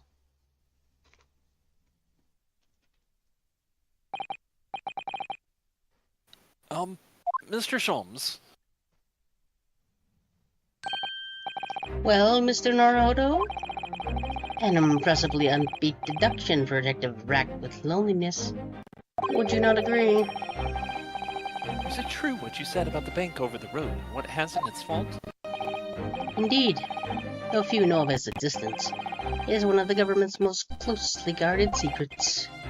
Gregson told me in the strictest confidence, so now I tell all of you, out loud, just now. But you just announced it to everyone here. Rather loudly, in fact.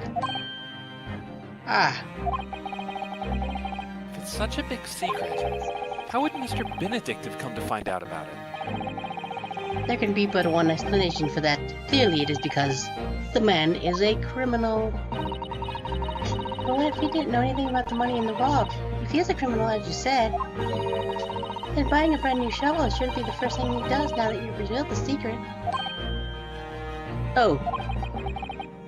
Or if he doesn't, maybe Mr. Windbank will. He already has plenty of shovels here, after all. Hard my life, I assure you. I'm not that unscrupulous. Well. Hopefully this has taught you a valuable lesson. Teach yourself the lesson. Sensitive information must be handled with the utmost of care. One can never be sure that someone is privy to secrets won't disclose them. And once the word is out, it's out. Perhaps I'll think twice before confiding in you next time, Mr. Sholmes. An excellent idea, Mr. Naruhodo. An excellent idea. I'm hilarious. I knew that laugh was coming. Like, he put himself into too much of a spot where he was just failing miserably in the most complete form possible. He had to laugh it off. Well then, Mr. Naruhodo, you know what to do, I'm sure. Yes, let's listen to that great deduction again and see if we can massage it into shape? Is that what he said? Yeah. Very well then. Alright. Let us start once more from the beginning. Of Herlock Sholmes' magnificent logic and reasoning spectacular. Course correction. Hold it, Mr. Sholmes. What am I holding? I don't know. Oh. Okay.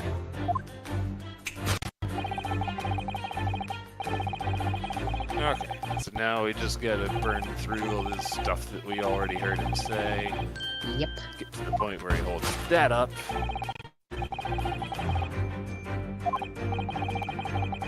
Why does he have that anyway? Well, let's see if looking at the other side of it tells us anything. So by Mr. Sholmes' reasoning, Mr. Benedict came here in order to apply for a job so he can dig down through the floor. Yes, and attempt to tunnel into the sewers to gain access to the money in the vault across the bank across the road. But he wouldn't get very far with a broken shovel, would he? No, I think it's fair to say his motives lie elsewhere. The question is, where? What did bring Mr. Benedict here at this particular point in time?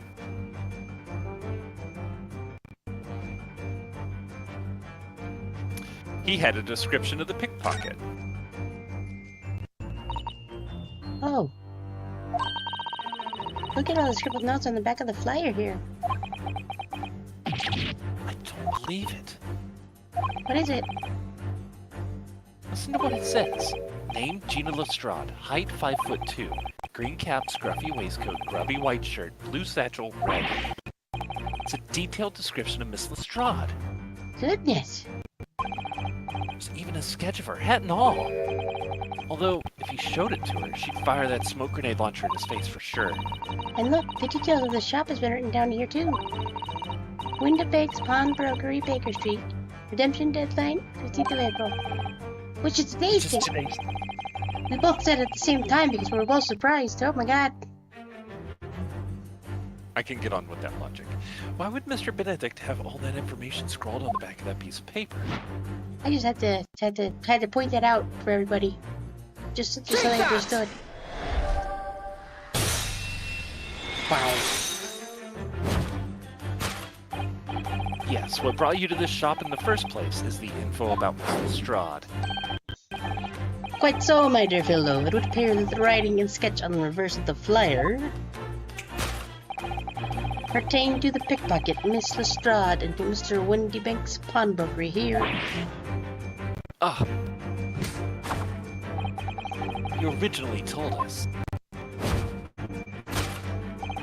that you had merely given chase after Miss Lestrade stole the redemption ticket from you. But that, sir, is a thinly veiled lie. What's she getting upset about? We're speaking in her defense. Calm down, girl. Be happy you have friends. It was the information on the back of the flyer that led you here today. By which I mean, here to Windibank's pawnbrokery, and today, the redemption deadline of that overcoat. So you waited outside for the young girl matching the description you have written down to arrive. And you have gone to some length to hide the reason for your pursuit of Miss Lestrade. In other words, there is some ulterior motive for your actions, and now we're back to where we were before. Nope. What rot.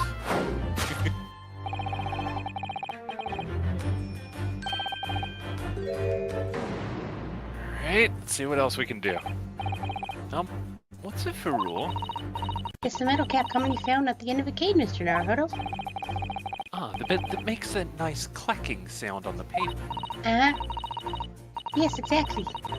And Mr. Summers is right, it appears to be missing on this cane. It doesn't actually look broken, does it? No, it doesn't. The gentleman certainly didn't recoil when Mr. Sholmes identified the cane as suspicious. In other words, there's something secret about the cane that Mr. Benedict would rather we not know. Yeah. Yeah. Look here, Mrs. Sato. There's some letters on the handle.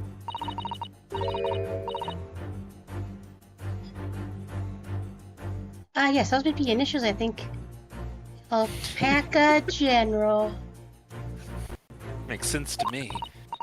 In the West, it's customary for people to engrave their belongings with the first letters of their names. So Sherlock Sholmes would be HS. That's right, and this guy must be Alphonse Gustavo. And the initials on this cane, obviously. Oh, EG? Why does it feel as though that's not quite right? Alex Grammarly. Take that! Antonio Granderes. Granderas. The contradiction of which I speak, of course, is the initialing. A most astute observation, wouldn't you say, Mr. Eggert Benedict? I'm sorry, it took a little while to load there. We are led to believe, sir, that your initials are EB. Yet in a most possessive manner you have in your grasp a cane bearing the initials AG. An incontrovertible contradiction indeed, would you not agree? Hmm? No, you're wrong. This cane isn't. You said before that you'd had that cane for years. So don't try to tell us that you just borrowed it from a friend or found it in a park. In short, though you hold yourself to be a gentleman, you have withheld your true name.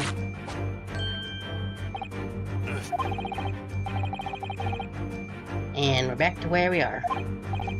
Where we've been. Yes!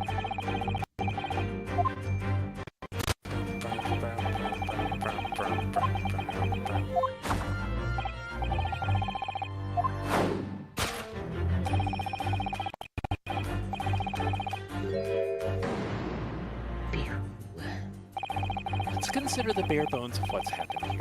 Miss Lestrade redeemed that fine-looking overcoat. And now, a mysterious man has appeared introducing himself with a fake name and claiming that the overcoat belongs to him.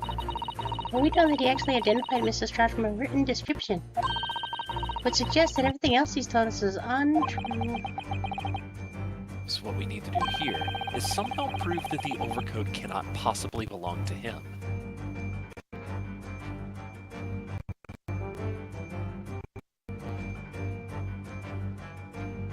It's a bit too small for him.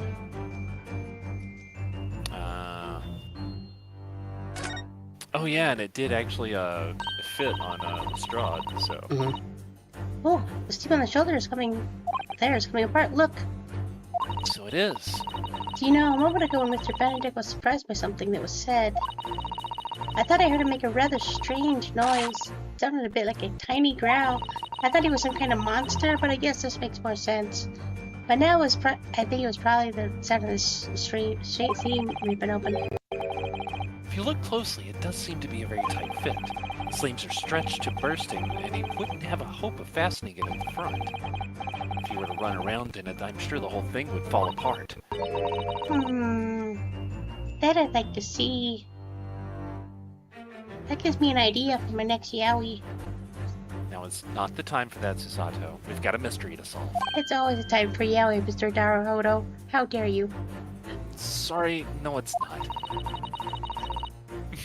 We'll discuss this later, I guess. So how can we make Mr. Benedict run around? She's really giving this thought.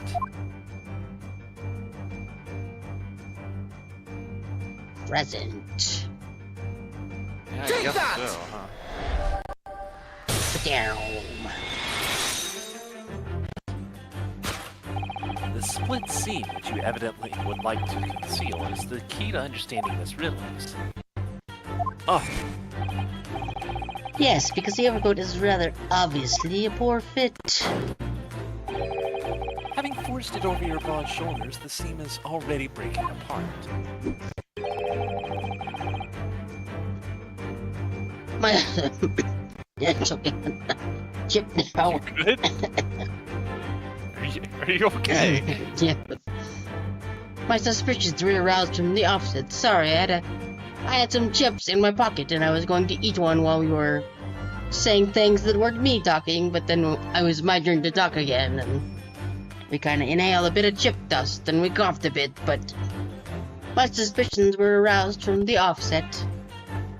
It's not the only thing that was aroused from the outset. Naruhodo says while guiding Susato out of the building.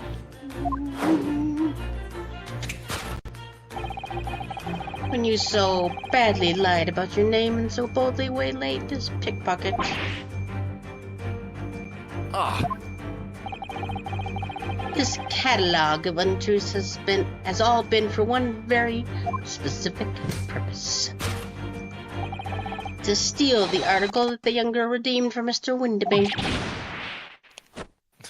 Fucking pirouette. But what really irks me is this. The considerable crime I nearly imagine has been considerably curtailed. I'm going to finish this chip now. You're gonna take a potato chip and eat it? No, it's just a sun chip, actually. Oh, okay. Alright. I brought them back from the future, just so we're clear. Now, Mr. Benedict, let us continue. Hurry must explore the details of the elaborate crime you have in the planning. this is utterly absurd. You suggest that I, a gentleman, designed a wheeze to filch some tawdry article of pottage. Have you forgotten that I redeemed the article in the proper manner, using the watchword? Had I not been the one to deposit it in the first place, how could I possibly have known the relevant details? N'est-ce pas? Oh, but the watchword can be discovered. Yeah, n'est-ce pas? As you are only too aware, Mr. Benedict. And now then we're back to this.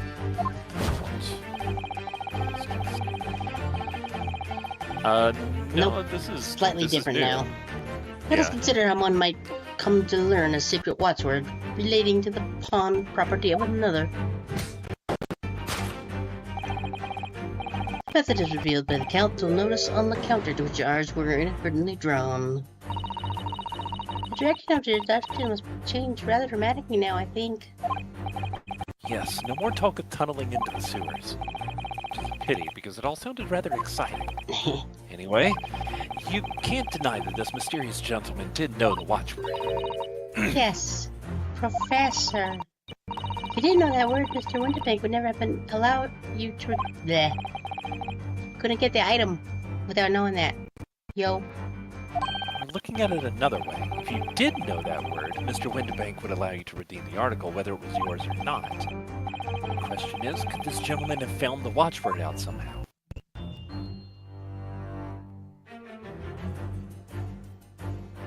The watchword's written down would... Look at this, Mrs. Sato. Ah, it appears to be a memo that Mr. Winterbank has scribbled to himself. Let's see, what does it say? Oh, Professor. Many dots. Any exasperated dots? Mr. Winterbank must make a note of the watchwords his customers give him, right before their eyes. And an alarmingly clear script as well.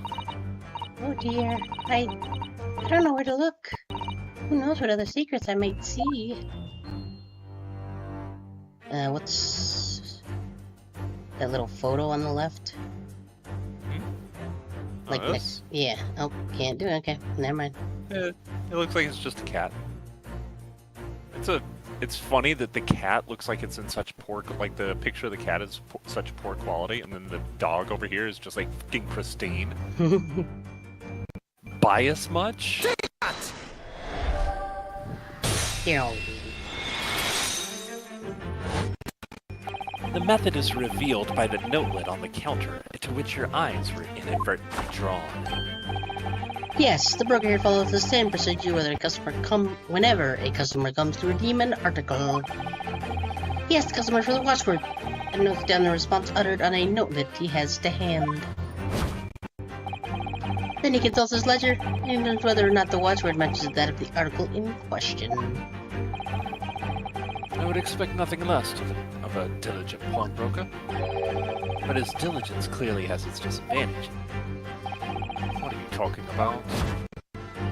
What are you talking about? It is increasingly apparent that you were present in the shop before your accusation against Miss Lestrade.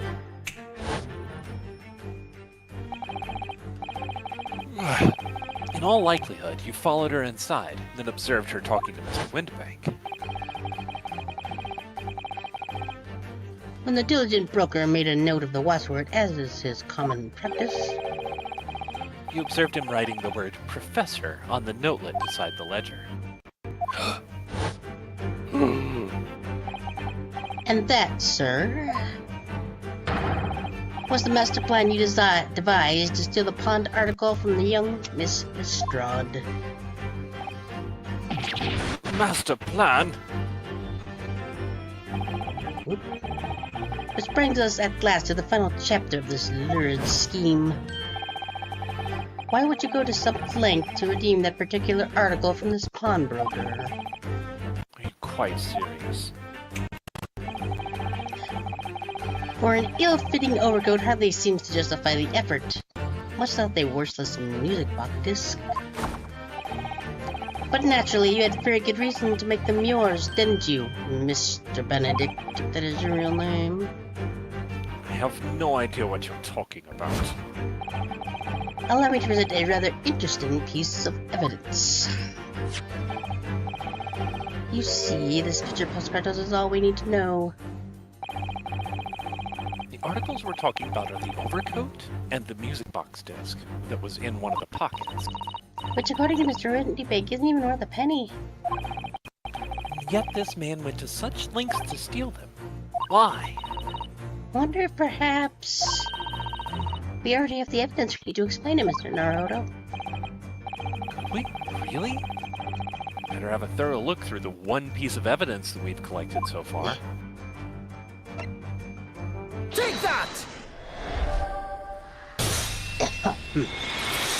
What a difficult deduction that was to make. See, this music box disc tells us all we need to know. What's that? On the back? It reads, for McGill. Oh,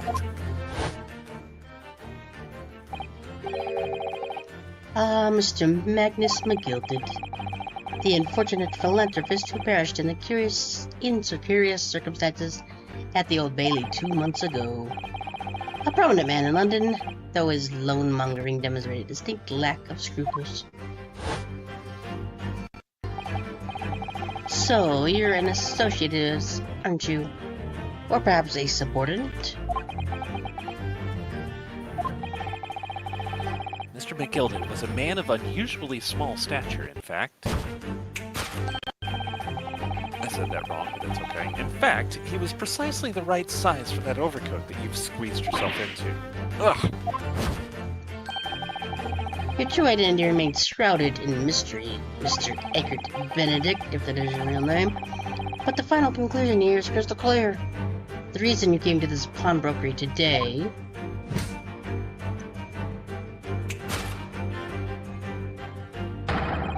was to retrieve an article left behind by the late Magnus McGilded.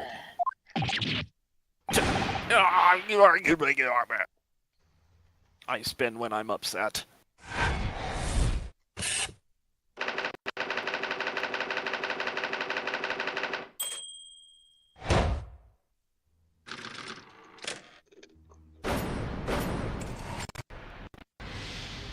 be.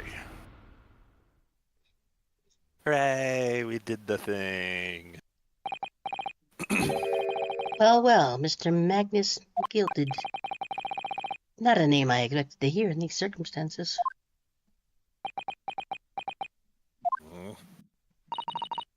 Mr. Sholmes, I'm afraid there's something very troubling my mind. Pray tell, Miss Susato. Well, according to what Mr. Winterbeck told us earlier,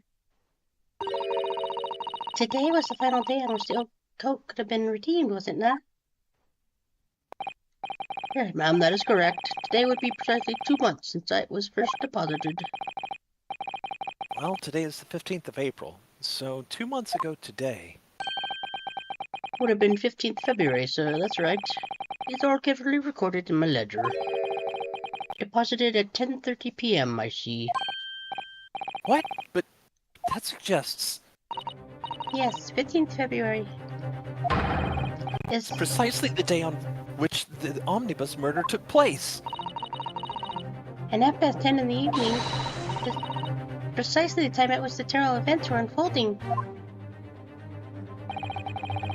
Suggestive is not the word. It would seem the matter is entirely beyond coincidence. Scowling dots. You are, of course, at liberty to make whatever outlandish deductions you choose. However, I must insist you hand over the music box disc now. It would be a terrible shame for you to return to your native land in your box. What do we do?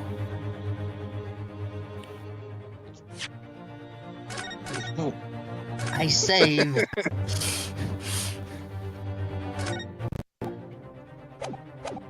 I do as Monica told me. Some things a man must protect at all costs. This may well be one of those things. Again, not. Mr. Winterbank! This is my shop. I can't allow any harm to come to my customers. If that were to happen, I should have to take my own life. Bro, that is not the way. Shoot the dude who's threatening the people, not yourself, you dingus. Seriously. Mr. Winterbank, no! Alright, that's enough. Hey! Oh, it's me again. It sure is. Inspector Gregson! Inspector? That's right, Sunshine. The alarm was raised on one of our dedicated emergency lines. So we got here as fast as we could. Now what's all this about, eh? Oh, praise be, you're here at last. I was moments away from forfeiting my own life in my very own establishment.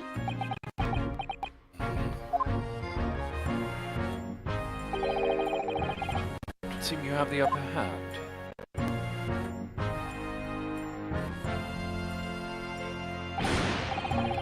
Right, you lot got some explaining to do. I don't appreciate being bothered with some pretty argy-bargy. Petty? No, I said pretty, but I think I actually did mean to say petty, yes. Mr. Windybank was very met with his end.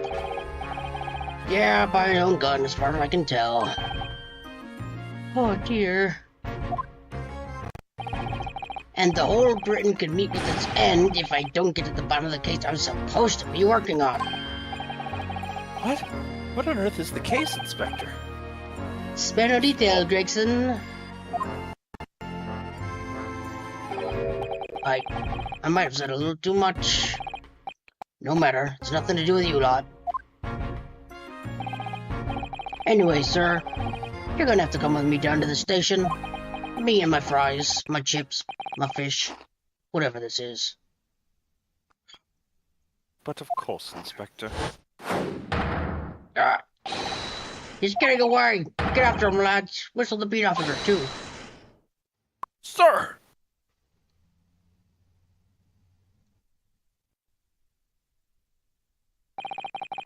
There's been a spate of thefts at pawn shops around here recently. So we fitted emergency buttons underneath the counters for brokers to let us know when there's trouble. Oh, Inspector, I was very worried there for a while. Very worried indeed. Now then, Mr. Permanently in Mourning, Oh, yes? I'll be taking that whatever it is of McGilda's down to the yard. Thank you very much. Sign it over. Oh, yes, of course. No, don't give it to him. It's mine, that is. Mine. I'm sorry, miss. But anything belonging to McGilda has to be taken in as evidence now. As evidence? If the police demand something as evidence, my dear fellow, we have no choice but to capitulate. It's all yours, Inspector.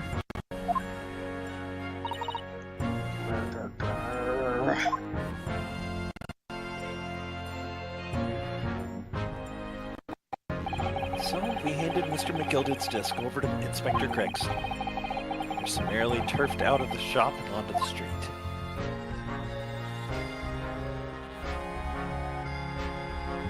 Pegantaño.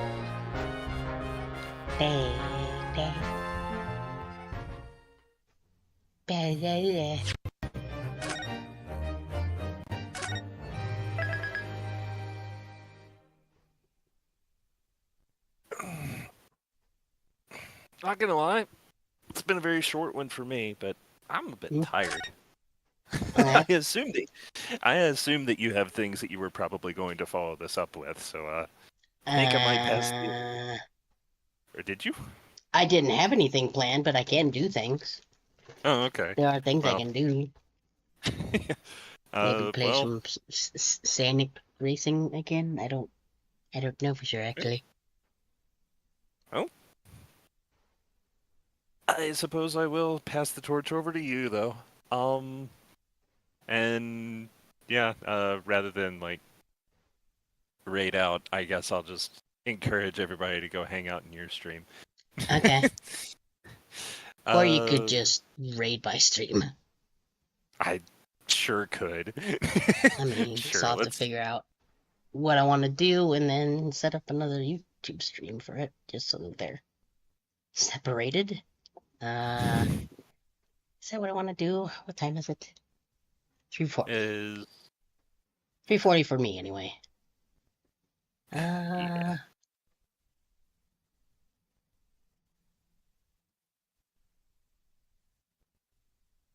Hmm. Yeah, I don't know. There are some other things I have to do. Should probably do offline. Let me check something real quick, and then I'll decide. okay. So I'm trying to think. This Monster Hunter update, that's Monday. So that's not a thing yet. I'm still waiting on word that the last update has dropped before I jump on again. So Yeah, you've mentioned that before. Hmm.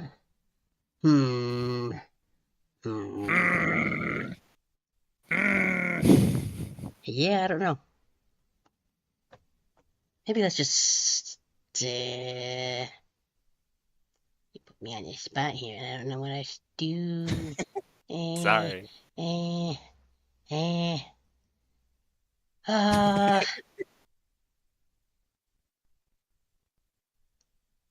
Yeah, maybe I'll just do some offline stuff, maybe I'll just fire up 14. I didn't get to do any of that yesterday, so that's what I'll do.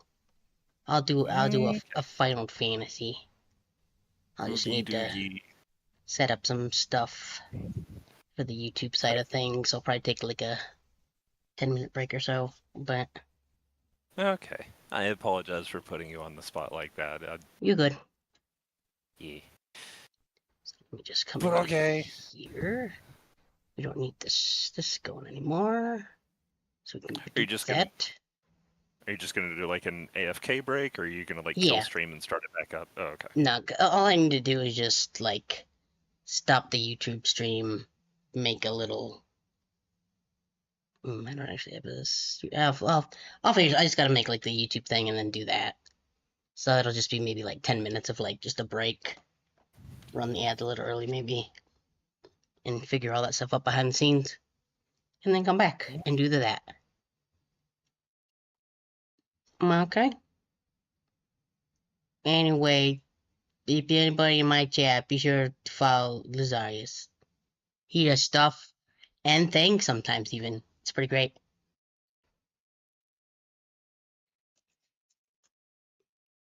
Yeah. Job. Neat. Okay.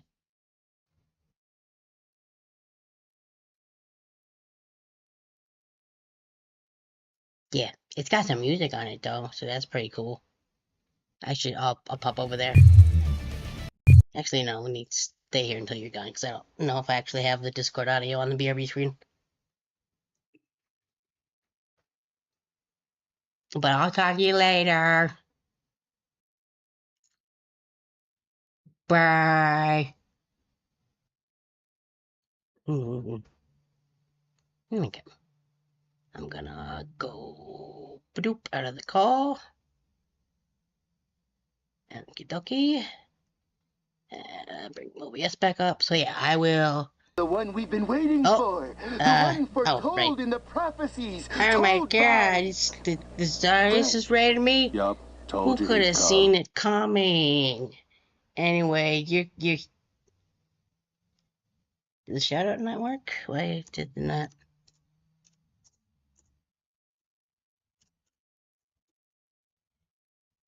It should have done. You should have said the thing what you did. Okay, well apparently it doesn't. Maybe I have to not have that be in a bot for that to work. Wow, you was playing the Great Ace Attorney. Imagine that. That was the thing I was playing too. Who could have even imagined and or guessed it? Anyway, I'm gonna jump over to the BRB screen now, like we talked about, and then I'm gonna get some stuff set up. So we'll take maybe like a 10-minute break or something, and maybe a little bit before I get back, I'll just have the ads go. Okay, bye. Yeah, maybe I'll do that. Is get everything kind of set up and going, and then I'll run the ad so it'll just refresh the hour timer. And then we can do some Final Fantasy, do some Dawn Trail Miscue for a little bit. So I'll be back in just a little while, and we can do that then.